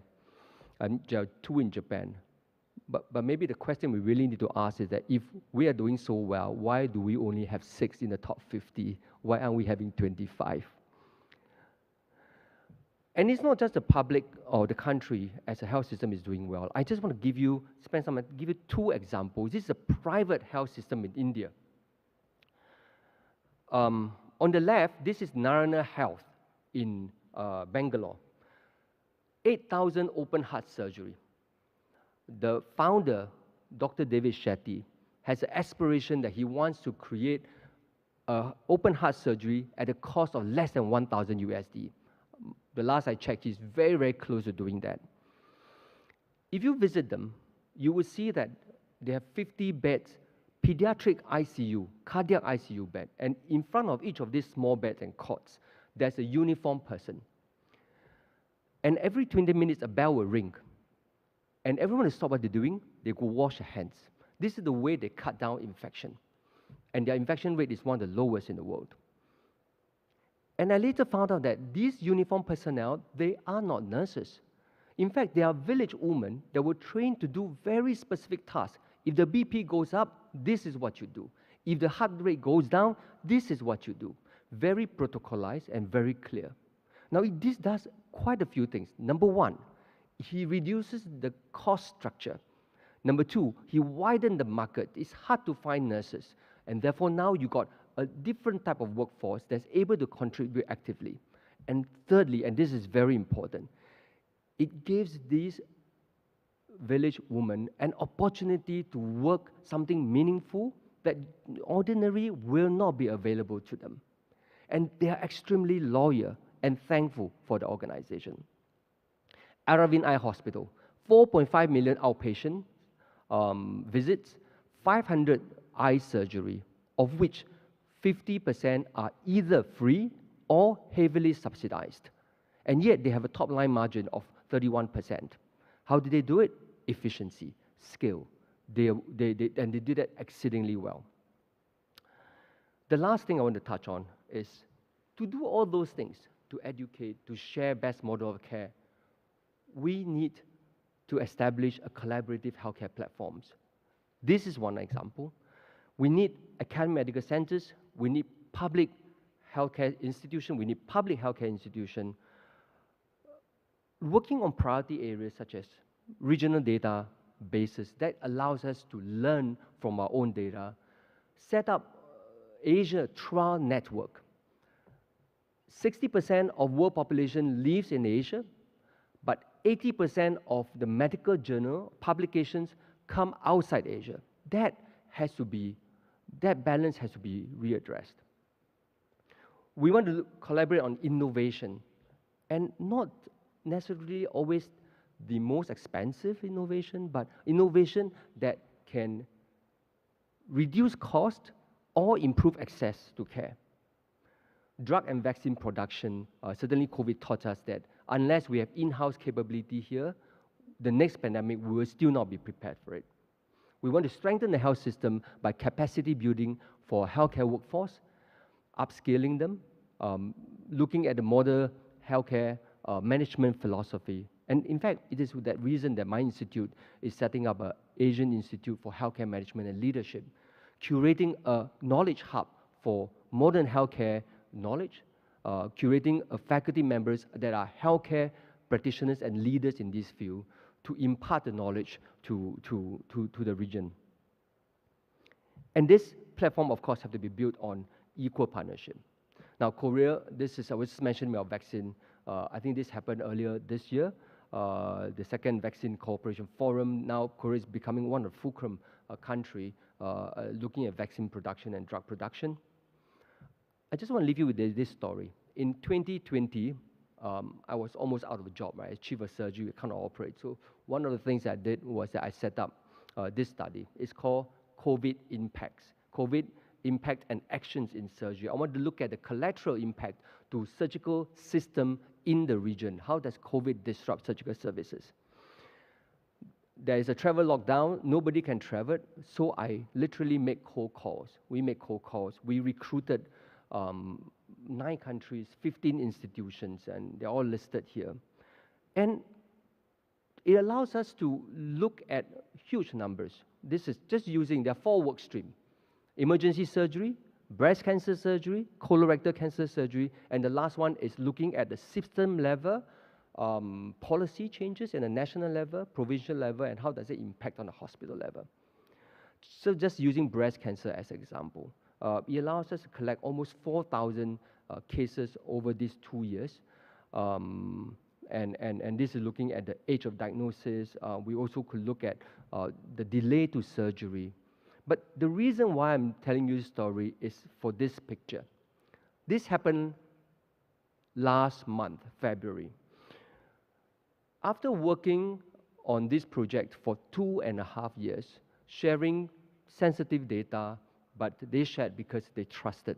It was a trustful relationship. We finally had opportunity when all the travel restrictions were lifted to invite everybody to come in. There are about just 60 investigators around the region from Pakistan, Malaysia, Philippines, Myanmar, so on and so forth. For many of them, I have worked with them for 2.5 years. I have never met them in my life, apart from Zoom. When I called them and they participated in this, not because they know me, but because their institutions have previously worked with my institutions. And they therefore see this as a trusted partner. And that's what I was alluding to, that we need to build these trust-building platform to allow us to collaborate, even under very unusual circumstances. So I'm going to leave you with the summary. Mega trends in healthcare is negatively synergistic. Now, Asia will be disproportionately impacted. No countries have the solution all by themselves. The opportunity for us to share and to learn is immense. We're 3 hours from all of each other, maybe 6 at the very most. Health system strengthening through the workforce training and through adoption of best healthcare models is important. But for that to happen, we need strong, collaborating, Asian-focused platform that's built on trust and equal partnership. I thank you for your time and attention. Thank you very much for your great presentation, Mr. Hyang Kun Tan. And I believe that the gist of his summary was more collaboration among Asian countries for the future. So thank you very much once again for the great presentation. And now moving on to our 5th presentation, we have Mr. Dai Minghao, the Executive Vice President and Secretary General of the Chinese Non-Government Medical Institutions Association of China, who will deliver his presentation. The topic will be standardize international medical tourism and promote high-quality development of non-government medical institutions. For this presentation, ladies and gentlemen, it will be conducted in Chinese, so please use your receivers for English or Korean interpretation. With that, I hand the floor over to Mr. Dai Minghao. Please welcome him with a big round of applause. Thank you.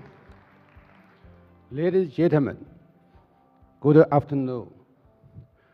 我向大家汇报的题目是开放的中国，健康连接世界。 Today I'm going to talk about the opening up of China and the globalization of the healthcare industry.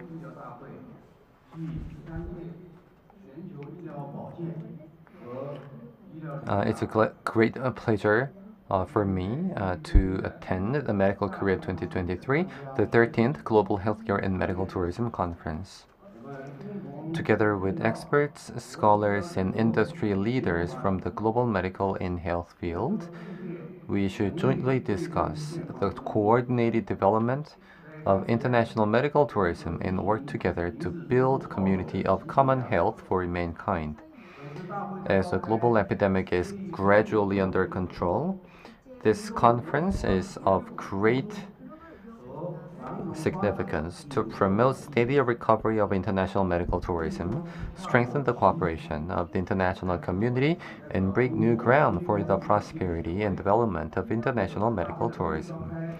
On behalf of the Chinese Non-Government Medical Institution Association, I'd like to extend my heartfelt congratulations to the successful opening of the conference, show my high respect and thanks to all the experts and people from all walks of life who have supported, promoted, and participated in the development of medical tourism.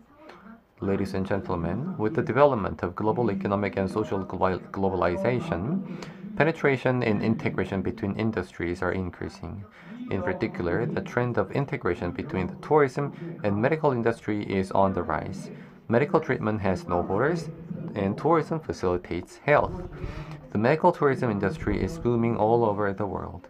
At present, global medical tourism destinations are mainly the United States, Japan, South Korea, Thailand, Singapore, and India.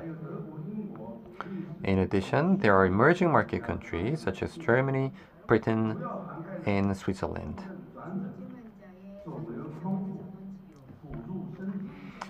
These medical tourism destinations cover severe disease transfer and treatment, ART, accurate physical examination, cosmetic surgery, healthcare, and recreation. When the epidemic subsides, countries will actively promote the development of medical tourism, international exchanges and cooperation, consumption growth, and economic and social development.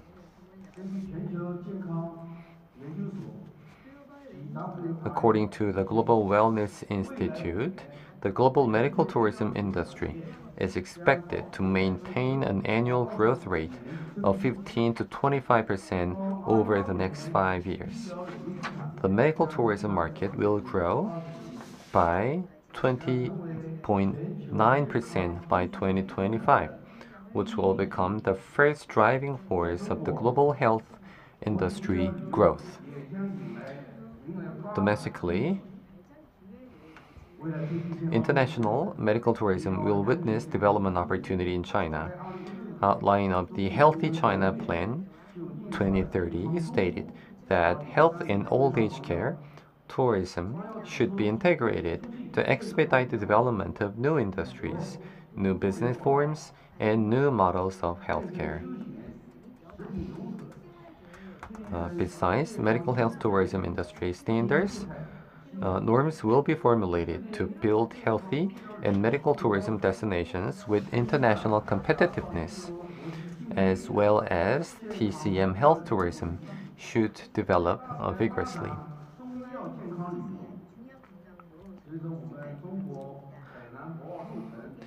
With the establishment and operation of Bo Licheng pilot zone on the Hainan Island, as international medical tourism destination and the development of several medical tourism destination bases in China, medical tourism will accelerate the development of this new industry in China.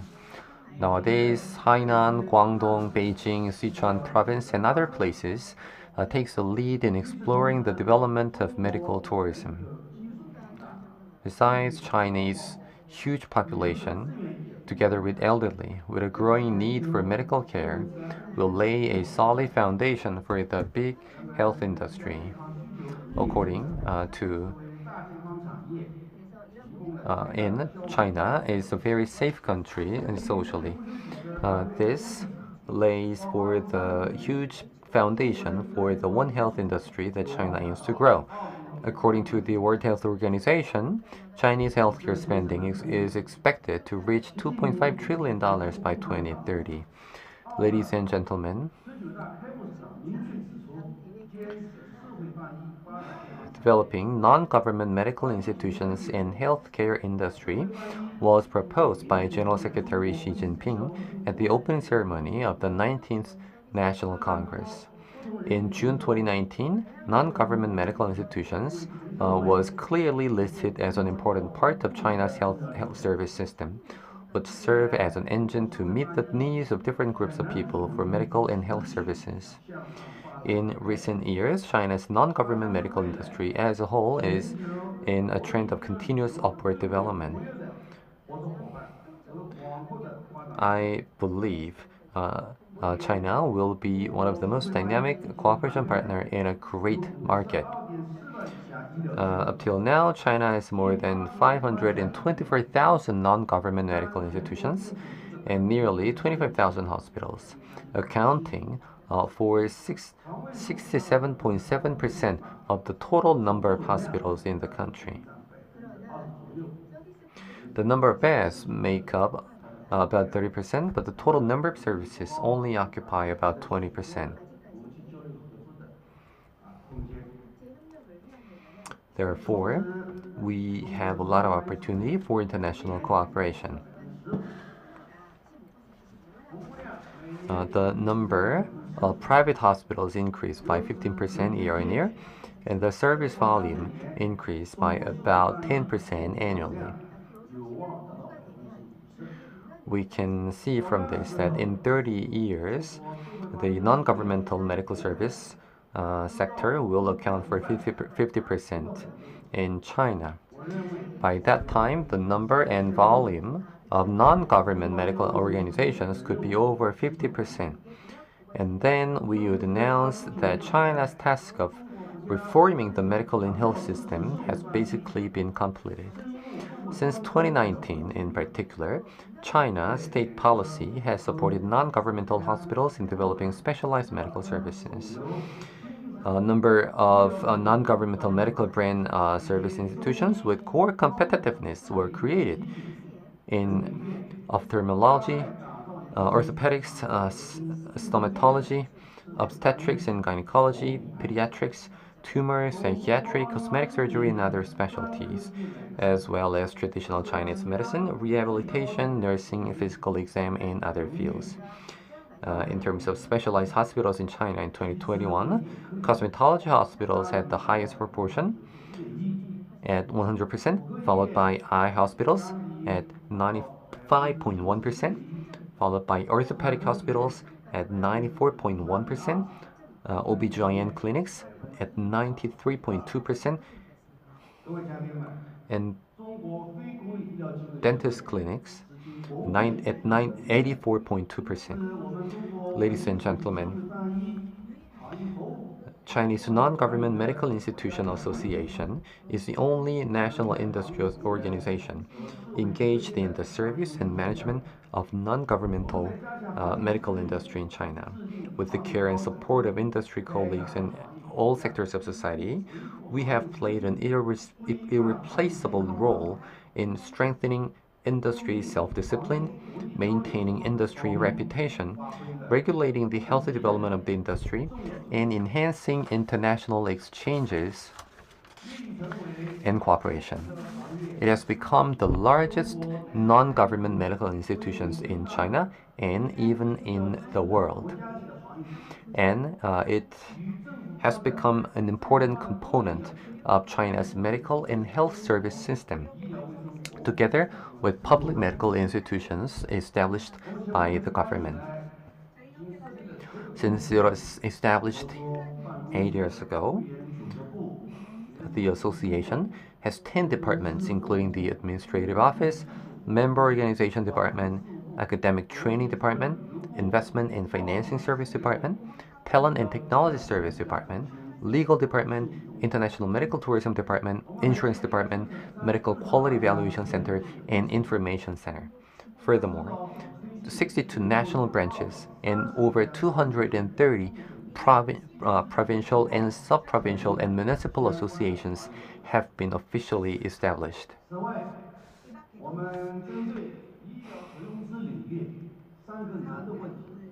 In view of the three difficulties in medical investment and financing, including difficulties in finding projects, financing, and post-investment management, we actively build a medical health investment and financing service platform for the development of the industry, effective promotion of the medical and health industry advanced technology. As for international exchanges and cooperation, We have established a friendly cooperation and long-term strategic partnership with embassies, consulates, trade organizations, well-known medical schools, state-of-the-art hospitals and medical investment, health management companies, and scientific research institutions. Today, we also hope to establish cooperative relations with all the friends present here in this event. In 2018, the association, as the representative of China Medical and Health Industry Association, signed the China-Japan Healthcare Strategic Cooperation Framework Agreement in the first China-Japan Third-Party Market Cooperation Forum. At that time, Prime Minister Li Keqiang met with former Prime Minister Shinzo Abe of Japan, participated in the MOU signing ceremony. Our institution organized leaders from medical and health investment groups to visit Japan and South Korea. Next month, we'll once again visit Japan with more than 80 presidents of hospitals. Meanwhile, in order to promote the sustainable, healthy, and substandardized development of international medical tourism, ensure the safety of people seeking medical treatment overseas, and build an open and shared platform for international medical tourism exchange and cooperation, the association has been entrusted by the National Health Commission to develop and formulate the international medical tourism standards. We're also building the medical trip website, Yichangwang. The 63rd national branch of the association, namely International Medical Tourism Branch, will officially open in Shanghai on May 29th this year, on the occasion of the Tourism Expo. And the medical trip website, Yichangwang, will be officially launched at the same time. We will warmly welcome all friends to come to Shanghai in May. As the management organization of international medical tourism service institutions in China, the branch will focus on the standardization of the industry and the development of the industry to guide the development of high-quality medical services. Ladies and gentlemen,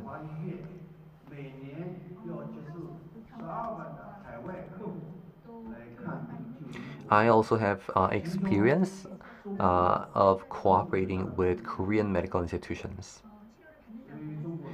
who have hundreds of thousands of patients from abroad, and about 70% of them were from China, according to the Korean institutions.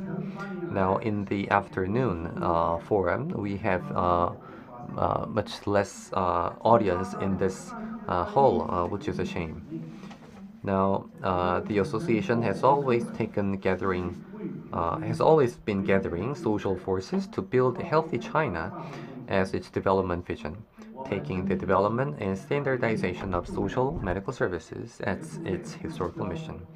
We adhere to the purpose of service as a fundamental, self-discipline as the core, rights protection as the responsibility, and guidance as a means, and follow the working ideas of industrial chain as a driving force, academic chain as the standard, talent chain as a core, and capital chain as a guarantee. In the current new development stage of social medical care from quantitative to qualitative change, the association will take the 5 measures as a starting point.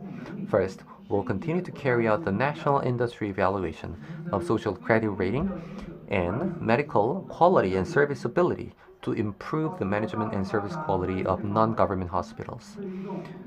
Second, we will vigorously develop commercial health insurance and integrate its development with basic medical insurance. Through the leverage of commercial insurance, we'll encourage the public to spend for their health and push for the standardized, high-level, and differentiated development of non-government medical institutions. Third, based on the International Medical Tourism Platform, we'll integrate and introduce international medical tourism quality resources including talent, technology, management, patient, and operation, to open a new chapter for non-government medical organizations. Fourth, we will focus on promoting the evaluation and accreditation of key clinical specialties and specialties with distinctive advantages, create the brand advantage of non-government organizations, and improve core competitiveness in an all-round way. Fifth, relying on the internet and cloud platform of medical associations, which is called the ECT, will promote the integrated development of medical associations and alliances, facilitate cross-regional coordination between public and non-government medical institutions, and promote joint development of member organizations in the whole industry. There's an old saying in China, a good Go player understands the overall trend, and those who are good at strategic thinking can go farther. It is expected that the year of 2023 will become a key restart year for international medical tourism, and the cross-border medical tourism industry will usher in a period of rapid recovery. As the National Industry Organization of Non-Government Medical Institutions in China, the association will actively respond to President Xi's call of China's further opening up and development opportunities with the world, and follow the instructions of adhering to non-government medical services and developing the health industry. We sincerely hope to continue the communication and dialogue with medical institutions, international organizations, industry associations, and other sectors of society at home and abroad who are interested in engaging in international medical tourism, strengthen exchange and mutual trust, conduct higher level and more forms of international cooperation, and actively promote the reasonable allocation of high-quality medical tourism resources. We'll embark on a journey for better daily life and future for both public and non-government medical institutions, and for the building of a world health community that benefits global human health. Once again, I wish this conference a good, big success, and I wish all the guests good health and progress in their career. Thank you. Thank you very much once again. Ladies and gentlemen, I hope you enjoyed the 5 presentations. We have now one more presentation to go before our panel discussion. Our last presentation will be delivered by Professor Dmytro Butov from Kharkiv National Medical University of Ukraine. And the topic will be the megatrend of global healthcare and opportunity of cooperation in wartime and post-wartime in Ukraine. Ladies and gentlemen, please greet him with a big round of applause.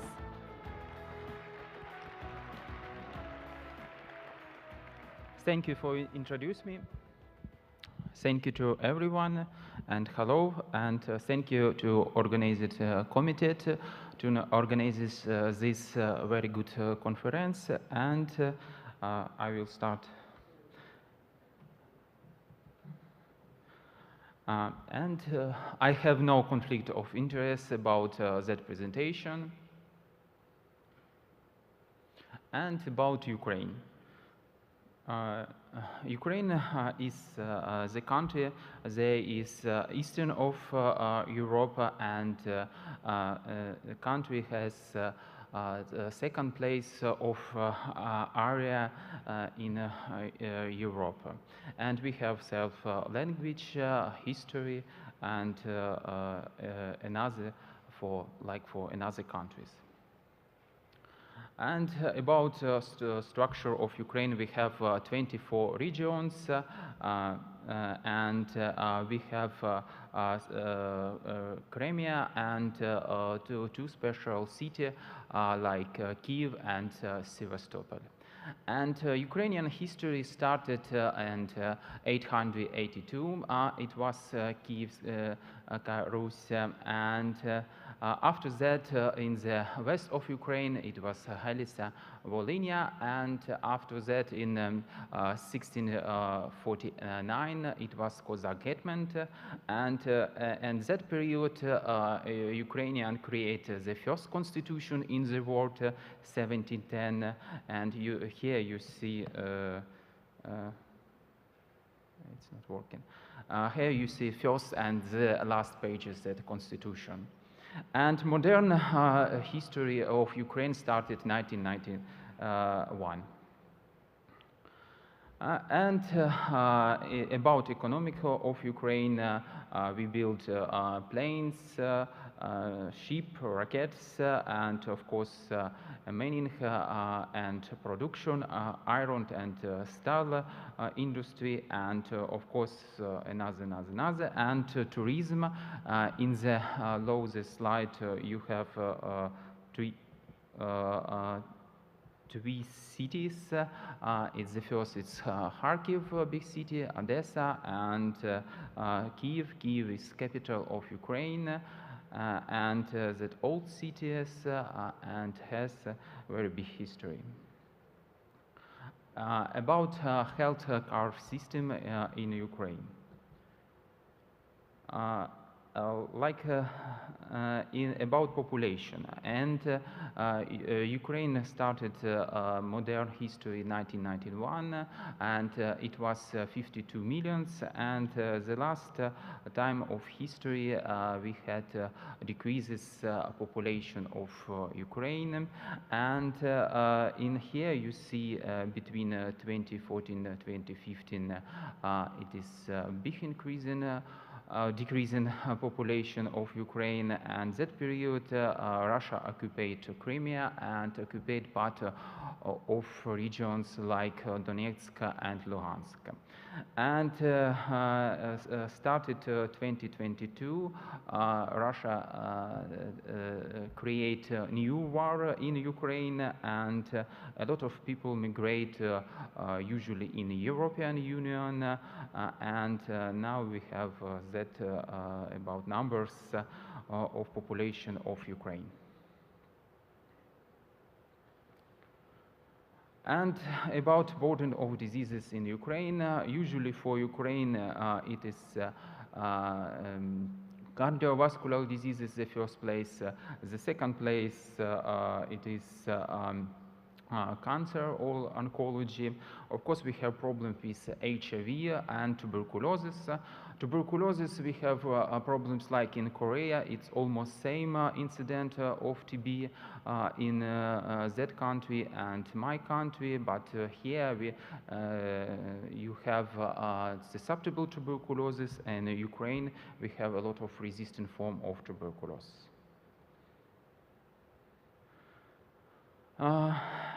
We have different levels of health systems like national, regional, district, and sublocal.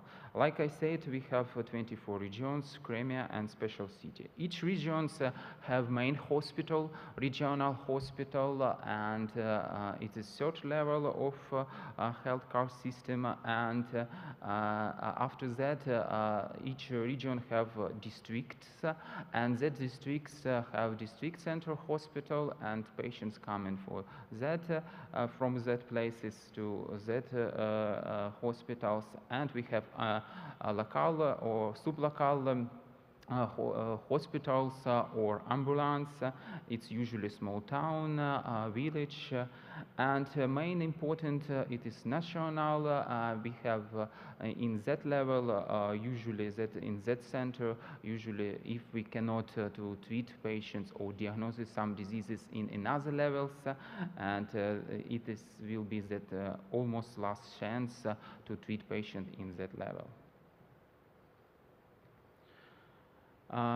And about protocol systems in Ukraine, Ministry of Health create protocols based on the WHO, and that protocol introduced to another hospital. Another hospital create self protocols, introduce that protocols in self hospital or ambulance or another local hospitals. The model of a national services becoming the main central executive organ which administrated budgetary fund is allocated for financing the services contracts providers of healthcare and controls quality of services. It's new reform of Ministry of Health of Ukraine. And 90% health system in Ukraine, it is government, and 10% we have private health service, and almost half it is dentistry or stomatology, because we have good quality and cheaper around country from Ukraine. I mean about patients coming to our country to treat teeth, and some patients from even from USA treat teeth in Ukraine. It's more cheaper if you will be treated in Ukraine. If it will you pay for tickets for plane and that they use that, and a lot of patients treat and diagnosis of stomatology problems in my country. And diagnostic, it's usually CT or MRI and laboratory diagnostic. And of course, we have private beauty industry. It's not like in Korea, because we have not a lot of people who want to change this, but we have that. And same, we have reproduction, and that era last years, I mean about before war, increasing because it's cheaper and good quality in Ukraine.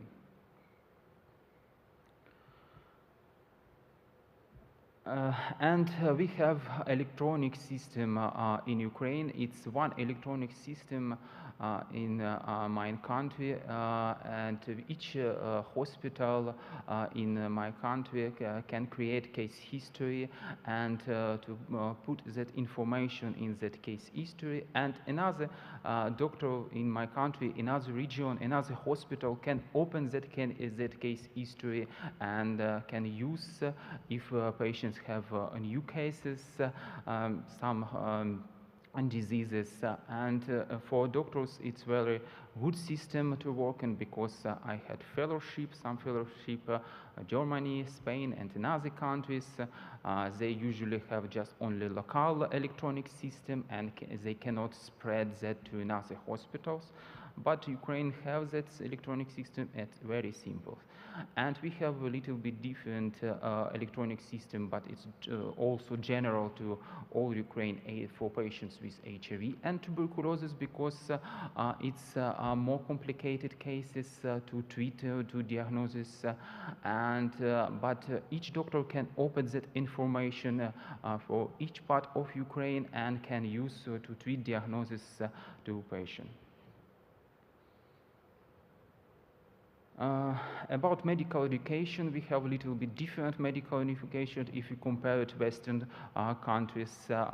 Usually in Western countries have about medical faculty in university, but Ukraine we usually have medical university or medical institutions, different levels.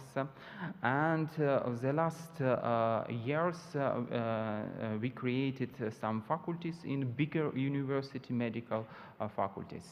And of course we have a lot of students, and about 70–80% student it will from another country like Africa, Eastern countries like Israel, Pakistan, Jordan, India, and countries from Asia like India,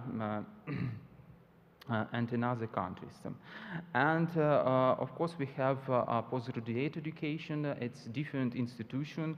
If, for example, we will use that if a doctor want to change specialty from gynecology, from example, to general surgery, he can take some courses and take after that exam, and to be each specialty which that doctor want. And of course they can do in that medical university too, because medical university create self post-education faculty.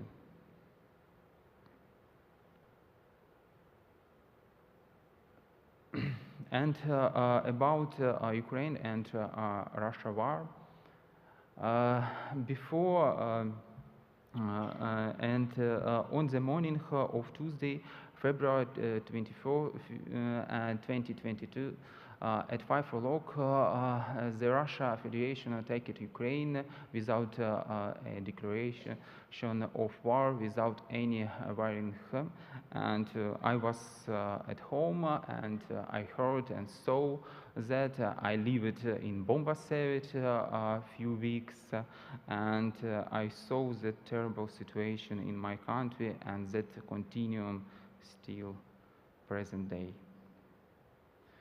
And before war, it's pictures from my city. It's a big city, a population about 1.4 million people, and here you see pictures before war, and after that you see pictures after war. The first and second pictures you can compare it what Russia do. And here you see they destroyed not only military infrastructure, military different institutions, but schools, kindergartens, hospitals, and even churches. But we have same religion. We Russia and Ukraine Orthodox have religion. And the first day of war, a lot of people live in underground. In the pictures in the right sides from you, you can compare it London 1942 and Kharkiv. And that period in London 1942, Hitler attacked England, and Kharkiv 2022, Putin and Russia attack Ukraine. And Russia destroyed not only military infrastructure, but and health system too, destroyed anti-medical towns, sold individual hospital, killed doctors because doctors want to help to another people, another citizen who is live in locale, and Russia soldiers does kill them, and stole equipment and provoked medical crisis. And the Russia army damages about 1,100 Ukrainian medical facilities, of which 142 were completely destroyed, and it cost about 15 billion euros. And pictures in the right side from you, you will see about the number of facilities damages of destroyed by region. The first it's Kiev region, it is capital regions. The second it's my region, Kharkiv region, and you see in other regions too.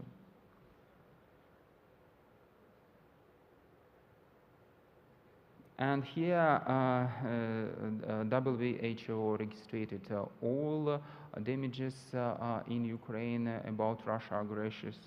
It's from website, and attacks by the Russian military on a Ukrainian hospital are strong, not only about the destruction of walls or the anti-rebuilding, but also about the global impact on health care system of Ukraine by destroying medical facilities and killed medical workers.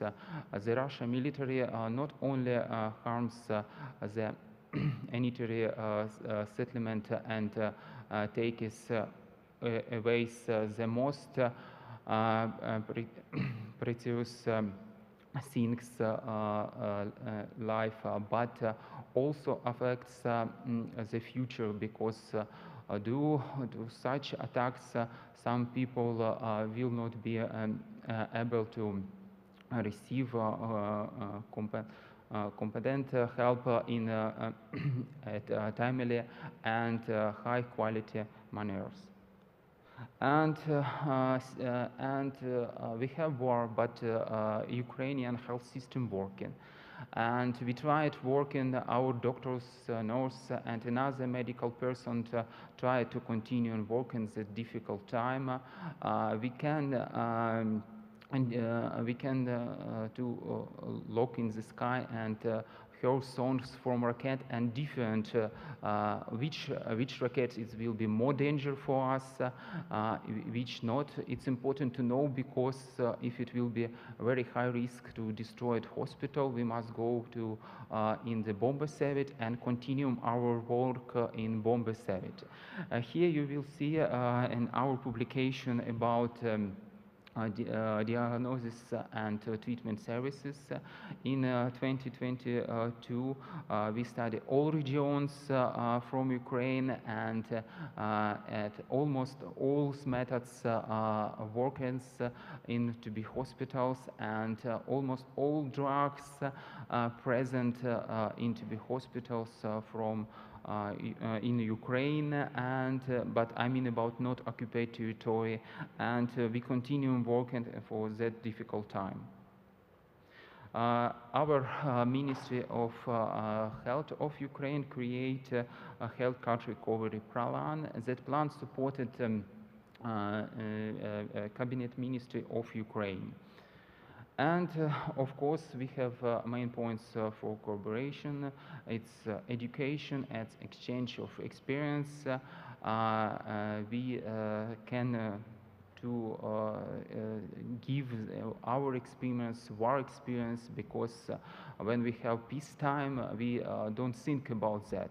But tomorrow, we will not know what happened tomorrow, like in my cases, for my country, and it is a problem for us, it was. Of course, we can cooperate in scientific and restoration of medical infrastructure and medical equipment.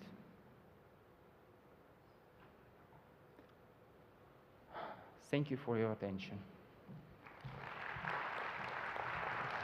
Thank you very much for the insightful and comprehensive presentation. And now, ladies and gentlemen, that wraps up all of our presentations for our afternoon session. And now we would like to have a panel discussion, but before we move on, we would like to set the stage for our panel discussion. We'll just take a few minutes to set the stage and have our panel discussants. So ladies and gentlemen, please remain in your seats. Do not go too far. It will just be a few minutes, and we will bring up our panel discussants and our moderator. Thank you very much for your patience. We'll just take a few minutes. Thank you very much.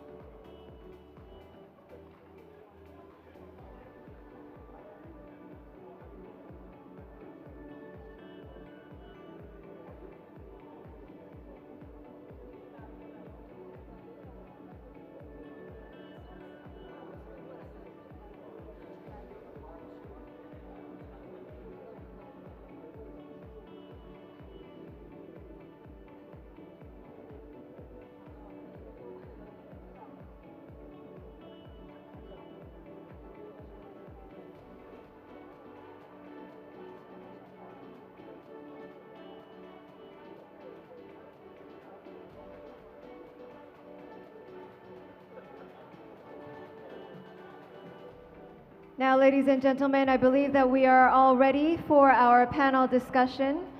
And our panel discussants, as well as our moderator, Dr. In Yo-han, Director of Yonsei University Health System, are now entering the stage.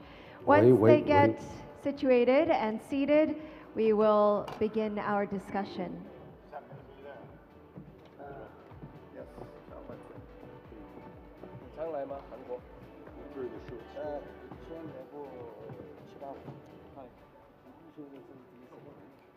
Yes, I believe we are waiting for one more panelist, and we're almost ready.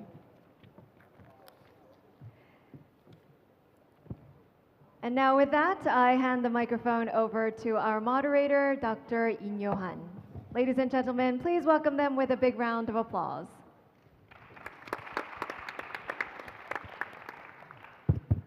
Thank you very much. I know it's been a long afternoon, but many meaningful discussions have gone on here, and many things that I personally was totally unaware of became. I would like to first of all thank our speakers. You did a wonderful job. I am a great believer in paraphrasing, so if perhaps you could, we could go through by everybody and recap what is the most important take-home message of your speech, and try to capitalize on that.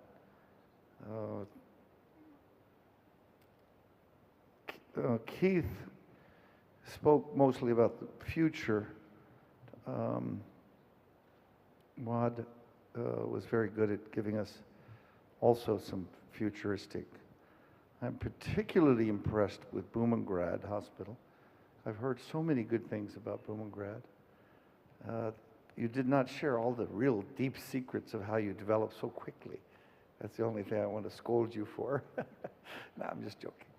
And then the speaker from Singapore, Dr. Tan, it's just Tan Hang Gun. It's just HK. HK? Yeah. Okay, HK. Very well. I'm sorry. I didn't want to be impolite. Your speech was quite impressive. And I think we learned very much about the future of China's development and plans for the future. I always, it amazes me how big and voluminous the plan for China always is, very, very large in scoping. And I do have one last comment before I hand over the mic to Ukraine. With the Korean people and I think with the world, we feel deep sadness. My family's been here 4 generations, and I think, please, help is on the way. As soon as this conflict is over, I think Korea will contribute a major part in the rebuilding of Ukraine.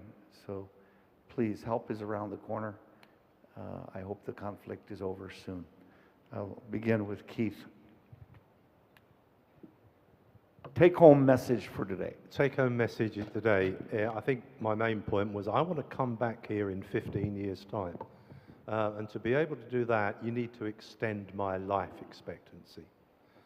And my key message was about Korea looking at that opportunity to beat Bumrungrad at what it's doing already, potentially. Bumrungrad is ahead of the game here. But I think the big opportunity in health tourism is focusing on not fixing people, but is about extending their life expectancy, enabling them to live a long and healthy life. And this country is very well equipped to do that, given its background in technology, genomics, and so on, and health assessment. So that's my message. I want to come back in 15 years. You need to enable me to live longer. Thank you so much, Mr. Moderator. Well, if I can just summarize in 2 takeaway messages that I would like to really put out there. Number one is that patient centricity is the key. There are many ways of developing a destination for healthcare travel, but the key is always the needs of the patients. Rather than looking from the supply side, we can provide the digital, we can provide advanced equipments, we can provide big hospitals, but at the end of the day, whether it meets the needs of the healthcare traveler itself. So what Malaysia has done is that where the patient's journey, as I mentioned in my presentation, patient's journey is being monitored and analyzed at each touch point to ensure that at every touch point, there is a solution for them, either digital or through human interactions or even with doctor-patients interaction. So those touch points need to be addressed very efficiently, very humanely, so that the patient's experience is seamless from end to end. That's number one. Number two, we cannot develop this industry in silo. One country to develop a destination is a bit difficult, especially when it comes to pandemic time. I have gone through it. When I wanted to open a border or want to open a channel, a travel bubble for medical traveler, it's easy for them to come to Malaysia to seek treatment, especially critical treatment. But when they want to go back to their respective country, the border is very restrictive for them to go back. So it hinders that movement. So collaboration, cooperation among countries as well as among private hospitals is very, very essential in terms of providing the care that is needed by the patients. Thanks. For me, I think at the end of the day, in order to achieve what we want to achieve collectively, I think it's about people. So hospital business or healthcare, it starts with people and it ends up with people. People, what I mean is, I mean human capital, very strong, very capable, and very skilled, with the high skill set of collective, of the team. And by doing so, we talk a lot about technology, we talk a lot about AI, but I think at the end of the day, we have to invest in our people, and only people can bring next leap of success and next generation of success. So I would like to focus more on people, and I see presentation from HK from Singapore, very impressive, talking about the long distance training and everything. Yeah. Thanks. I listened to the various projected forecasts, how medical tourism will grow, and I don't disagree, but I may sound a little bit contrarian what I'm going to say next. There are inherent weakness in our entire ecosystem that need to be addressed. Increase in the workload, the lack of healthcare workforce. There's no healthcare business without healthcare workforce. The escalating costs, and these are inherent weaknesses that we need to address, and we can't assume that the growth will always be the way that it was. But it is not a hopeless situation. The economic activities, we are the fastest, along with the aging society, but we are also the fastest economic growth region in the world. We are very close to each other, 6 hours flight where we can do. We need to look at those things about how do we train enough healthcare workers, how do we enhance our health system, we learn the best so that we continue to provide good care at a sustainable cost structure. And that requires us to all work together, interact, and form the foundation for the betterment of our patients. Thanks. 喂，这个刚才今天这个会议啊，听了。So we have heard comments from the speakers of Singapore, Thailand, and Korea, and other countries, and I learned a lot. Now, there are 1 million medical institutions in China, and among them, non-government medical institutions account for about 53%. When it comes to hospitals, there are 25,000 non-government hospitals, but they make up about 30% of the number of beds.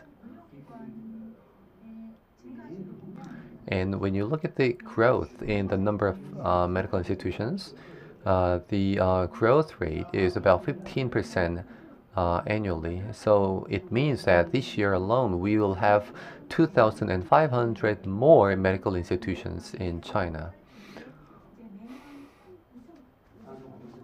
So in the last several years, we have seen this growth.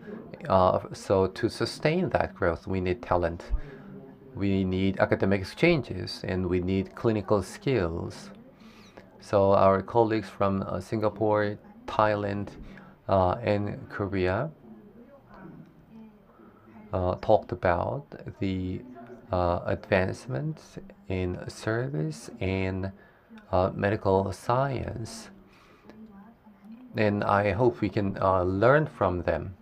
And I'd like to also ask you to strengthen cooperation and exchanges with China.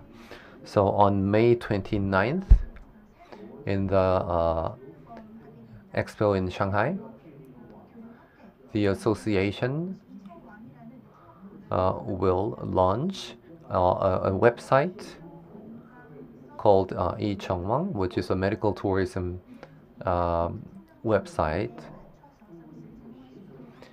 And our goal is to provide healthcare services tailored to their different stages of life.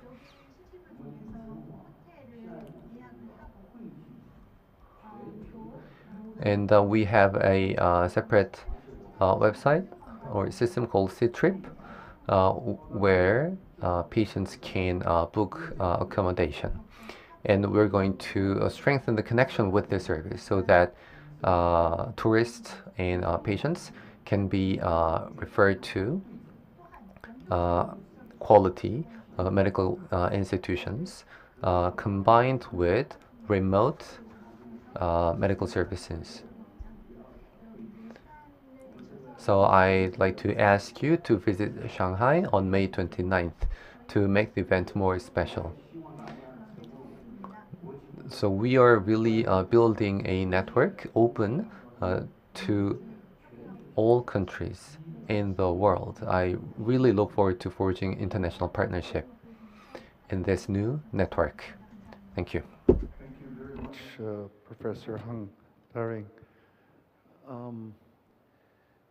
Now we need the interreaction of the audience. I know a lot of people have left early, but I am going to have a battle with Confucianism. Koreans are not good at asking questions. 유교적인 관행이 아니고 유교하고 싸우겠다. So I'd like to fight against Confucianism rather than the practices of Confucianism. So please ask question here. We are having a panel discussion for wrap-up. So you have to ask a question. If you don't ask any question, then I will designate a person to ask a question. I said if you don't ask questions, because this whole process is important to get input from the audience. And if this whole process dies right now, I fail as moderator. So I must succeed. So, 질문하세요. So please ask a question. Not very Confucianistic to threaten. 네, 안녕하십니까. All right.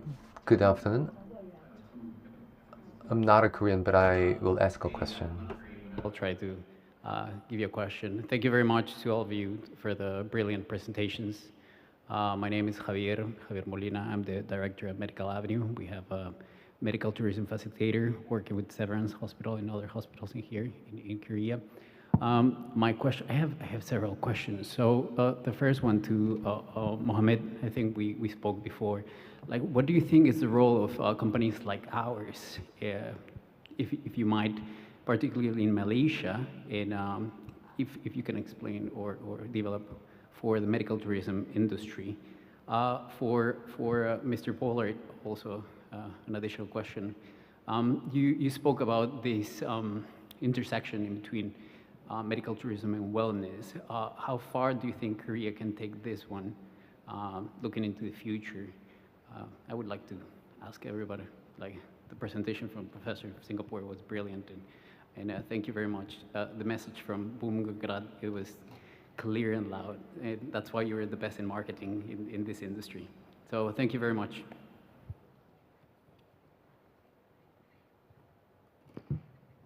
Thank you very much, Javier. We know that we met just now, so I understand that you are in the medical, tourism, and business consulting services that you provide. Well, this is interesting because, as mentioned just now, partnership is important. Under Malaysia Healthcare Travel Council, I'll give you an example of Malaysia in this context setting. So under Malaysia Healthcare Travel Council, we don't provide medical services. We are not a private hospital. But what we do is that we have a specific number of private hospitals that work with us very, I would say, diligently. In Malaysia, for your information, we have more than 250 private hospitals. But those who are eligible to become a member of Malaysia Healthcare Travel Council are only a handful of them. At the moment, we only registered 89 private hospitals with very strict criteria to become a member in order to promote as a medical tourism or healthcare travel destination for that particular hospital. So where your business can come in is, as I can say, as a business consultant, the private hospital in Malaysia, they are very interested to have partnership across certain market of interest to them, to connect and to provide a patient funnel to them. It's like a agent referral program, or beyond that, they also would like to understand that particular market that they are interested in. In Malaysia right now, we are, of course, Indonesia is the main market that we are looking at, but other destinations where the patient has trust in Malaysia, Indochina, CLMV countries, we are looking at Middle East. They are also trying to now picking up numbers, but the understanding of that market to the private hospital under MHTC quite be lacking. How can we provide better services? What are they looking for? So those kind of business model or business consulting would be important for the private hospital under the Malaysia Healthcare Travel Council. So if you can summarize two things. One is, of course, the patient funnel. That has always been the bread and butter for them. It's a KPI. But number two is to understand what are those specific key markets. Within this 89 private hospital, trust me, they have different area of the globe that they are looking at. So they need people to advise them on how to, I would say, meet the needs of those patients that coming from that particular destination. Then they can try to work it out on how to bring those patients in. So these are the two opportunities that I can see a business like you can benefit from the partnership that we have. Thank you. Thank you. Yes, ma'am. Please. Shall I do his second question? Oh, he had one more? Yeah. For you. Yeah. 1 second, please. Yeah, okay. 1 moment. Shall I just do that one? How far can Korea go? I think the sky's the limit. I see no reason why Korea could not establish a really strong position in that marketplace. It's a high-value marketplace. If you take the 3 examples I showed on screen in Europe and the USA that are providing that kind of long, relatively 1 week, 2 week stay, this is a $10,000, $20,000 payment revenue for that, but it obviously is an extensive assessment. The challenge is to bring together various parties. You've got the people developing the technology, which you have in Korea. You've got the healthcare providers, the research institutions, and the wellness and the hotel and hospitality providers. So the key to it is bringing them together to create the Korean concept, the competitor to Vital Life in Bumgrad. But you could do it. Korea has a culture of, of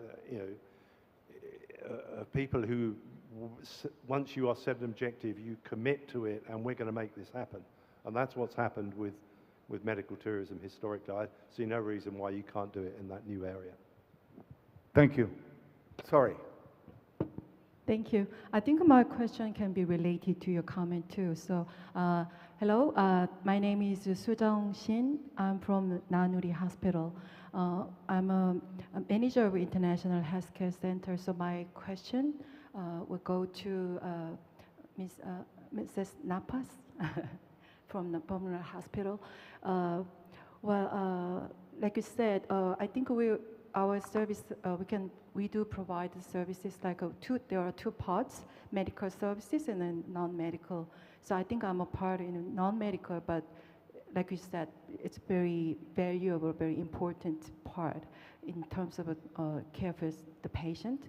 So my question is that whenever I see the Bumrungrad Hospital, I always wanted to know the high expectation and always meet that high expectations, and always patients wants to come back to your hospital with a good service.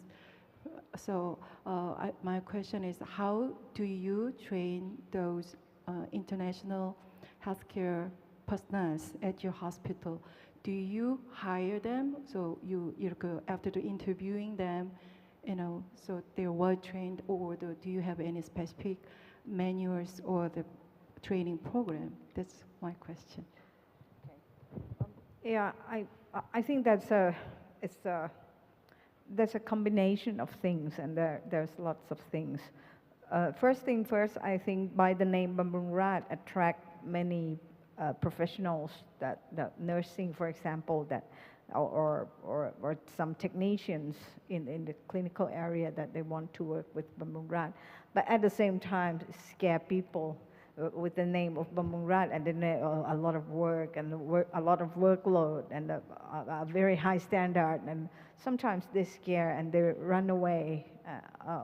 We have so many candidates, good candidates, that when they see the name of Bumrungrad and then they change their mind. But we have to overcome that kind of thing.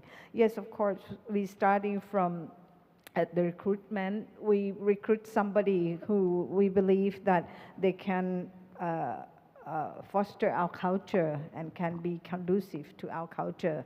As I present the 4 of our culture, we have the appraisal during the interviewing process, and then when they become a member of the hospital, we need to train and retrain and do on-the-job training all the time, and the duty managers are the one who have to be the people manager and support them, guide them, coach them, train them, retrain them. It's embedded in our day-to-day operation.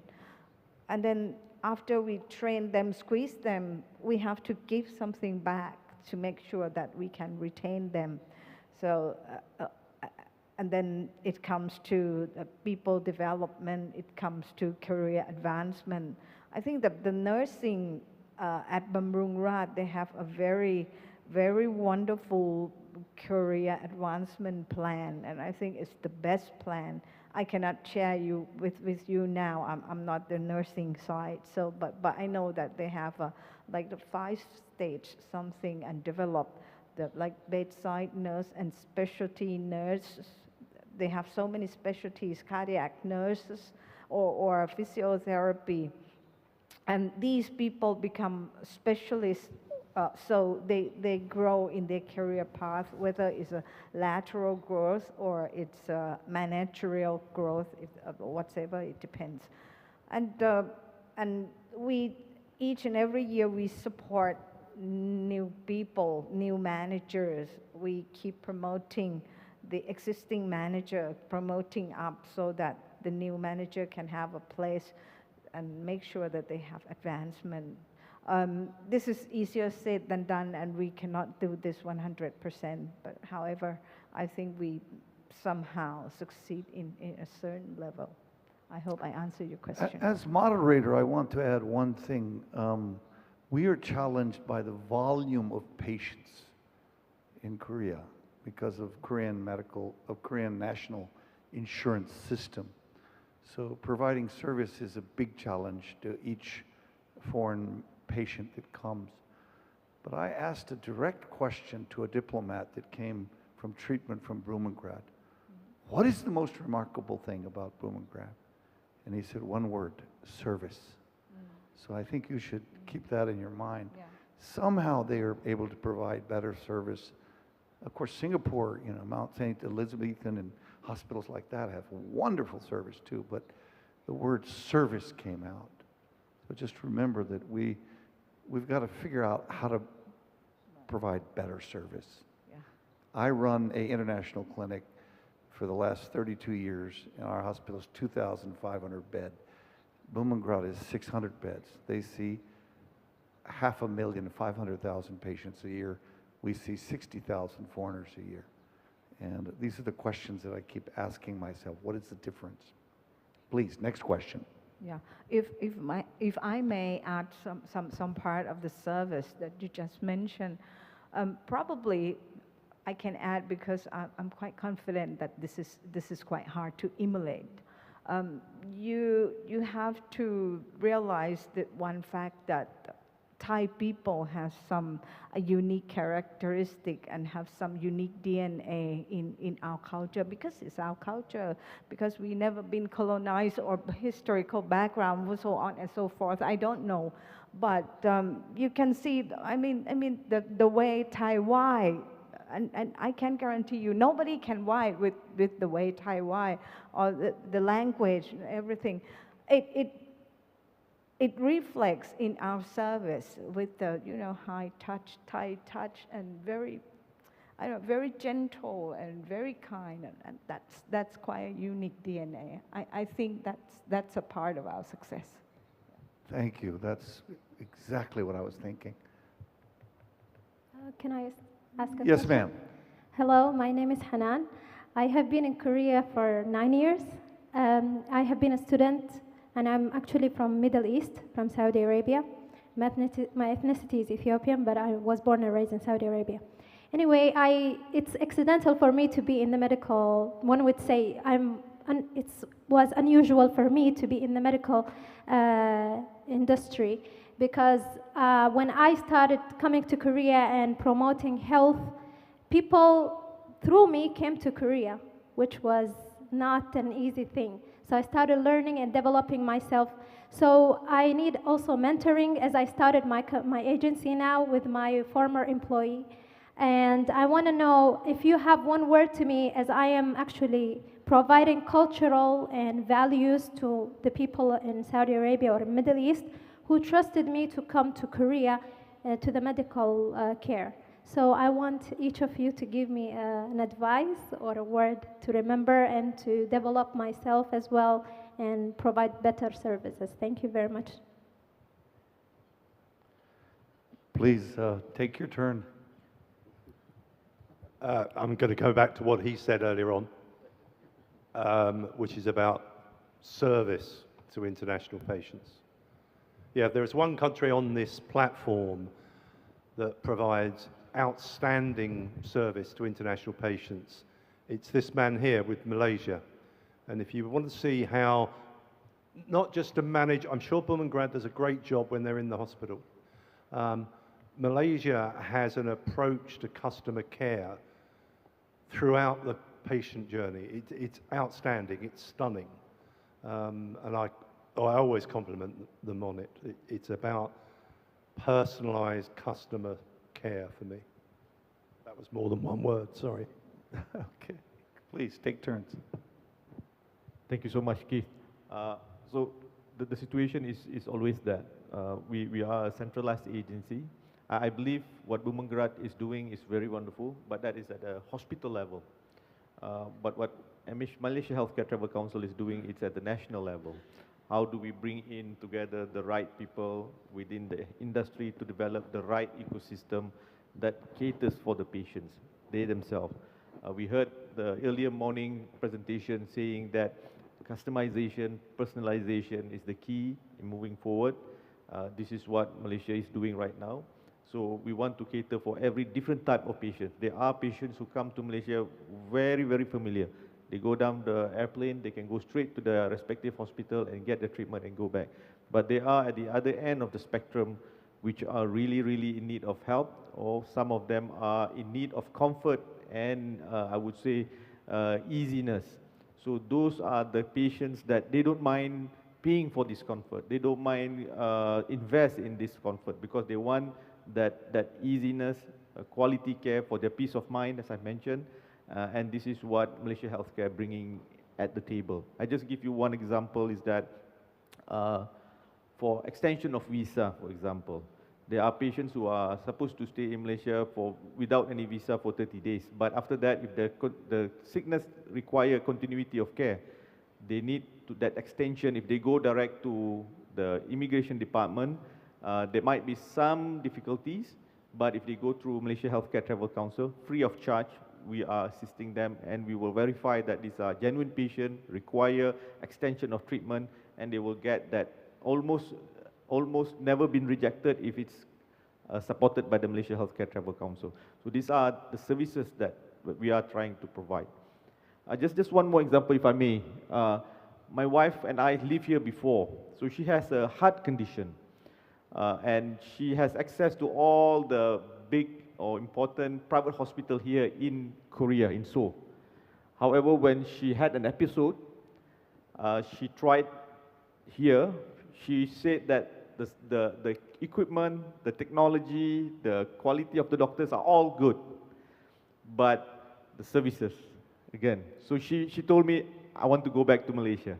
I want to go to the National Institute of Heart in Malaysia because those understandings. So that's the difference. You have the right software, you have the right hardware, the right capability of doctors, the quality doctors, the services level is there. I believe that it's just not at the level of maybe the other ASEAN countries.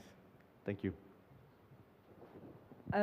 As I'm a marketing person, so what I'm so impressed by the Korean is that the way Korean promote things, I think it's really impressive, and it's very subliminal, and it's in, you know, it's in the culture, it's in the Lisa, the singer, or in the soap opera of Korea. I think that's worthwhile learning the way the Korean built the story together and linking in with one part to another. That's no wonder why so many people travel in Korea to do the plastic surgery, because they see many superstars, Korean superstars, and see the face, see the figures, everything looks perfect, and see Lisa. They have a representative. I think that's worthwhile, learning the way they tell the story from the angle and in a very subliminal and clever way. Hi, can I ask a question? You are an agent, and therefore you are in the interface to bring patient into Korea. Is that your job? Okay, great. I just want to make sure to answer the right thing. I think every patient has got two things that they want to know. They come to you. One, here we're not talking about a wellness business, but about someone who has a medical illness. They want to know what happened to them. Then they want to know how they can solve that. For you to get from the what you have to what can be done to solve it, the best that to your capability is exactly what your patient would want. The other thing I would say is that because you are in a position to recommend and to direct your patient to the correct facilities, in the sense, you got to be comfortable about who you are and which organization you are recommending to. Do your research, do your work, so that every patient that you bring to, you know that you are delivering them to the best institution to get the best care.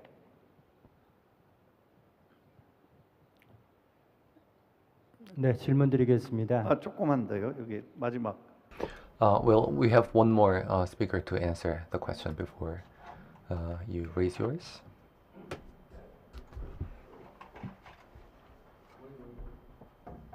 Can you ask the question one more time? I'm sorry.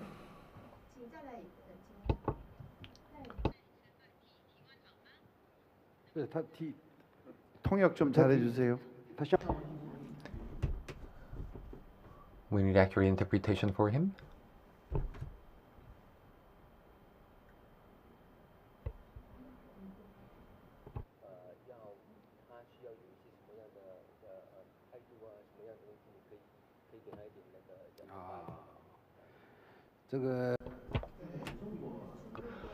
All right. In China, there are many non-government institutions. For example, there is a hospital called Haomujia, and there is a hospital specialized in heart disease. There's another one specialized in tumor in Guangdong. And these hospitals are attracting patients from all over the world. And the key here is a service, as our colleagues in Singapore said. You know, the highest notch hospitals in China have about 70 to 80% of medical staff trained in Western countries. And they have a lot of, they look at a lot of cases, so like thousands of cases per year. So they have a lot of experience and they have a great service mindset. And when it comes to non-government medical institutions, we provide a lot of support in terms of the patient's stay in China, nursing and care, in particular after surgery, and during their hospitalization in the ICU.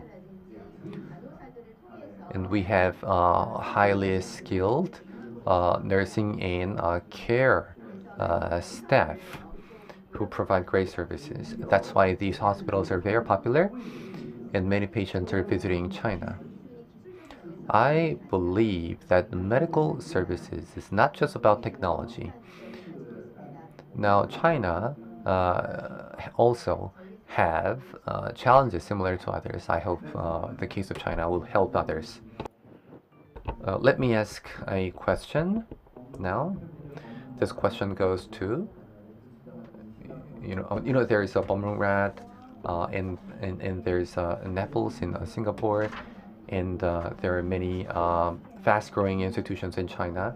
So I'd like to thank you for a lot of lessons provided for us. Just to remind you one thing, now we don't have many audience in this hall, but we do have a lot of online audience that are invisible for you now. And now, the moderator, Dr. In, you actually won the fight against Confucianism because you got a lot of questions. So my question goes to Vice Chairman Hao Deming. So like you said in your presentation, China is growing rapidly in terms of its economy, and there is a growing demand for high-quality medical tourism services. Now, Korea has a high-level medical services, a lot of similarity in culture and geographical proximity with China. So I think Korea will be one of the best partners for China. So when it comes to healthcare cooperation between China and Korea, you also have a lot of experience. So what do you want to emphasize for even more success in China-Korea cooperation in healthcare? Thank you for the question.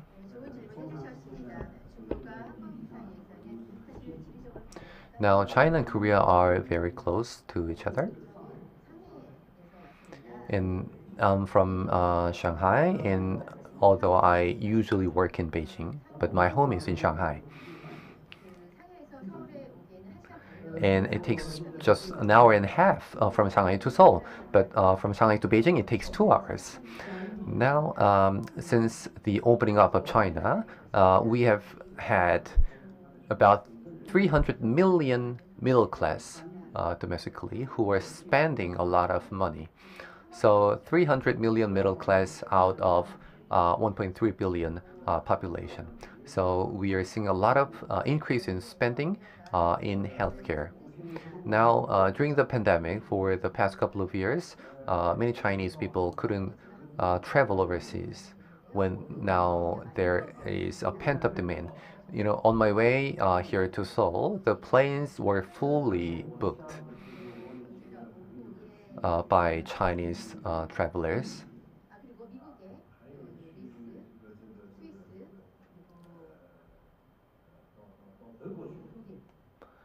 And now the United States, Japan, and Germany were those countries where Chinese tourists are also flocking to. So how can we enhance cooperation between China and cooperation and overcome challenges in the healthcare industry? Now the industry is huge.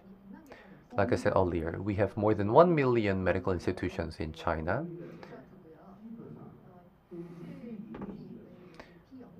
Now, there are public medical institutions who do not seek profit, but non-government medical institutions seek profit, and they are very active in global cooperation.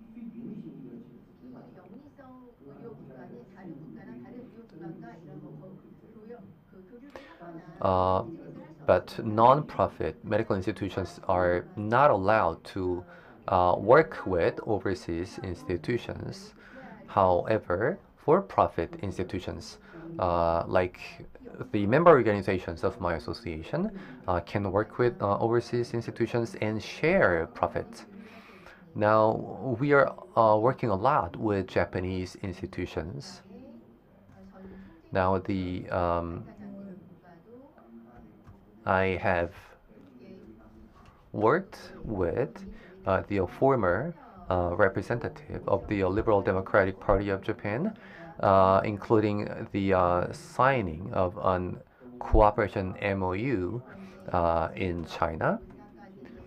And we have close cooperation with hospitals in Tokyo, Osaka, and so on. So what do we cooperate on? First of all, exchange of patients.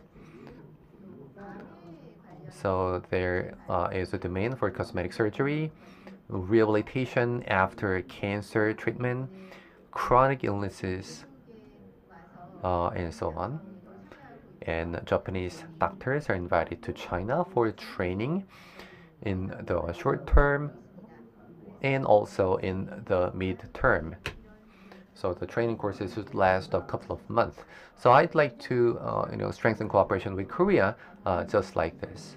Now China is a huge market. Back in 2018, the former Korean Prime Minister Han Seung-soo, who is also a global advisor for the association, and the former UN Secretary General Ban Ki-moon, and experts in neurology in Korea have all visited my association. Now, the former Prime Minister Han have visited us like 7 to 8 times.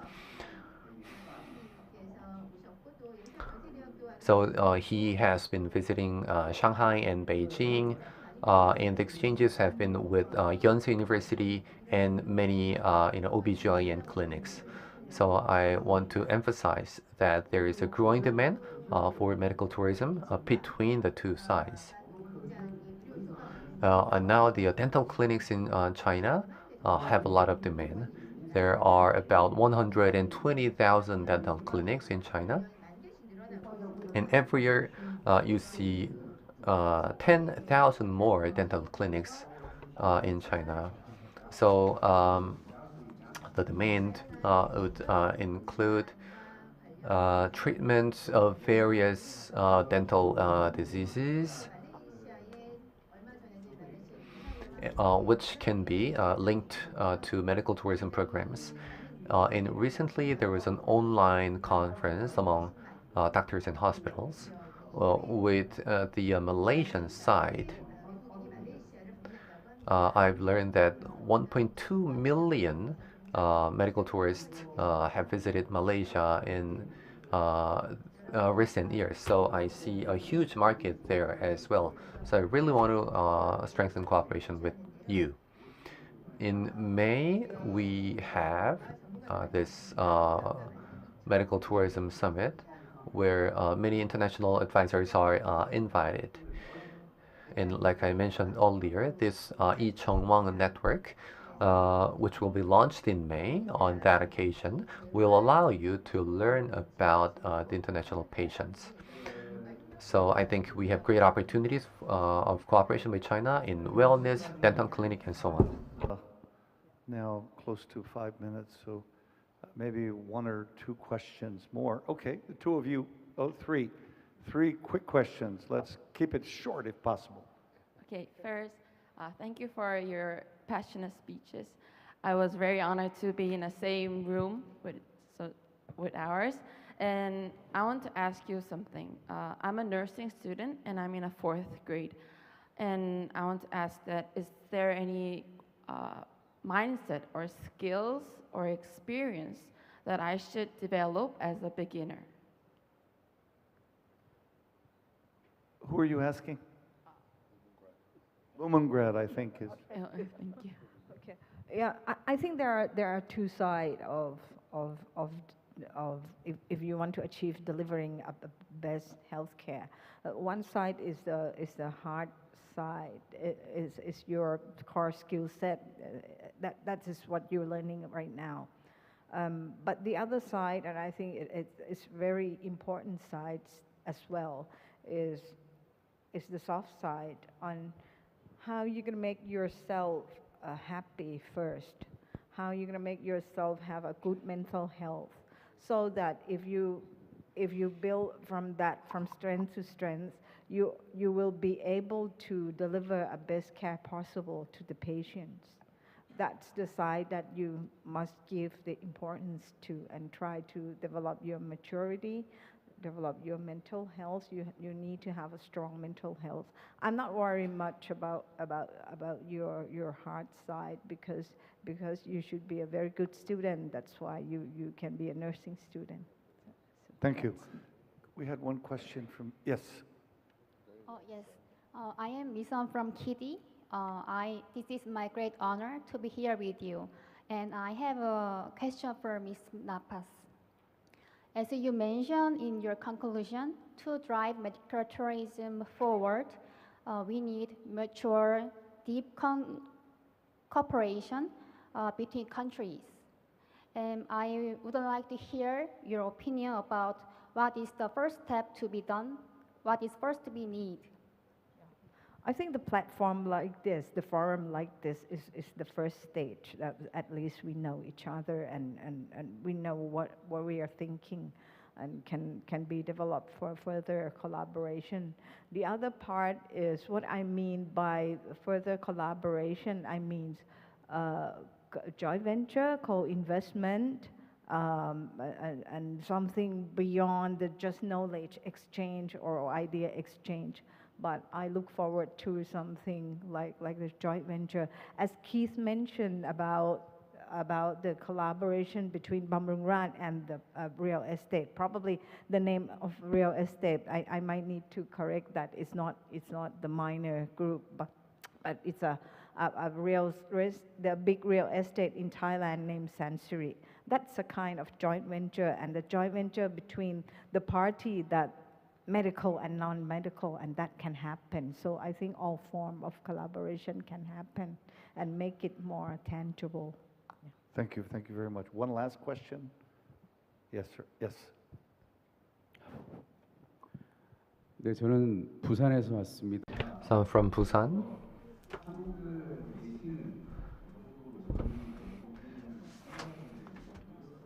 So in Busan, I am working at a company attracting international patients to Korea.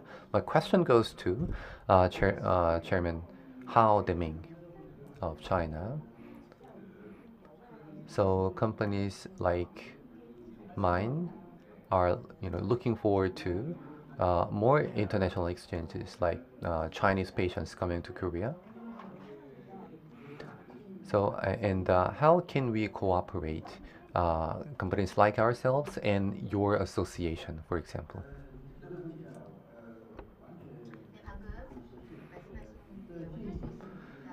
I think that is possible, and we want that cooperation to happen.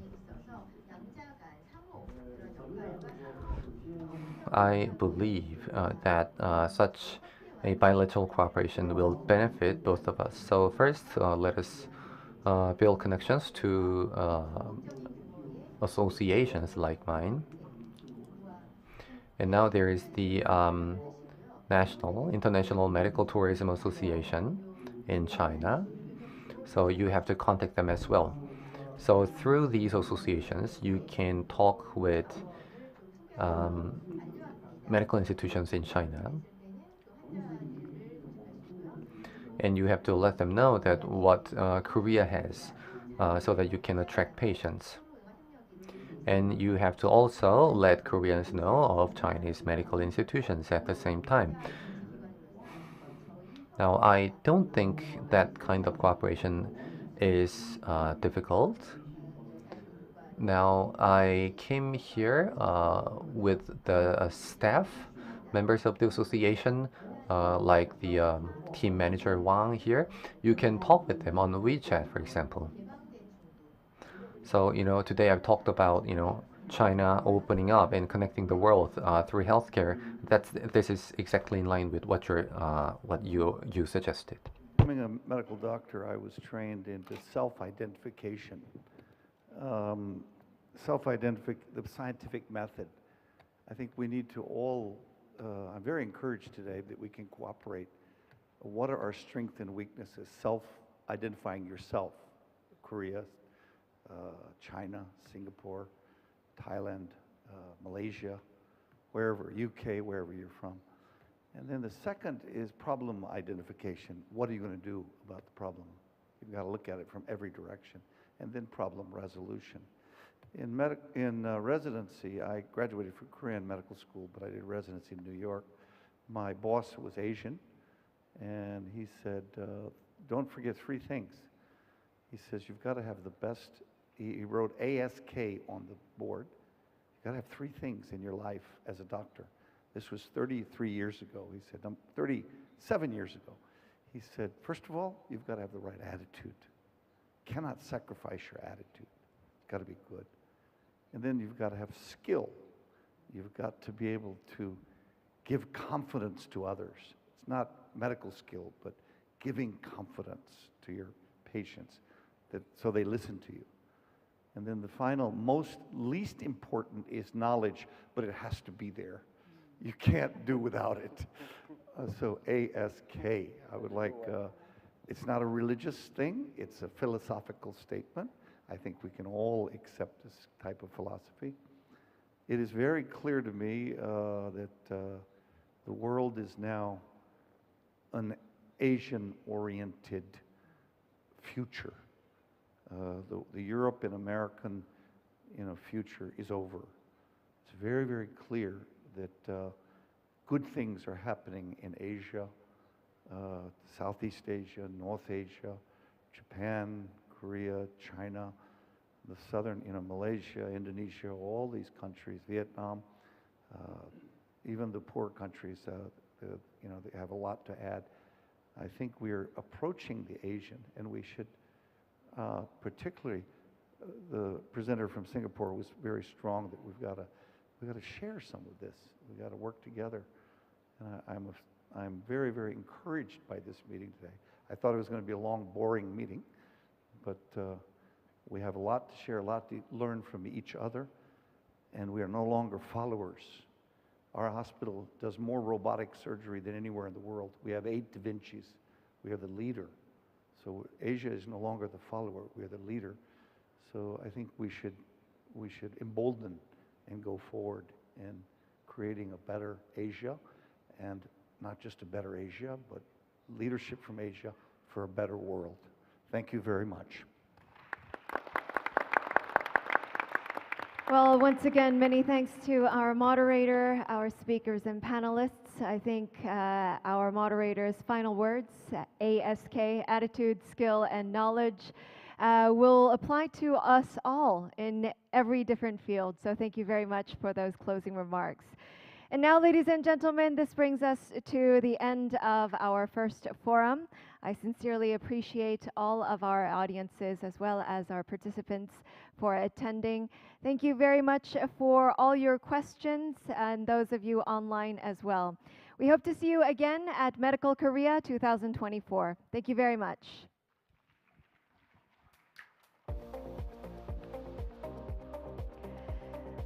And now for our speakers.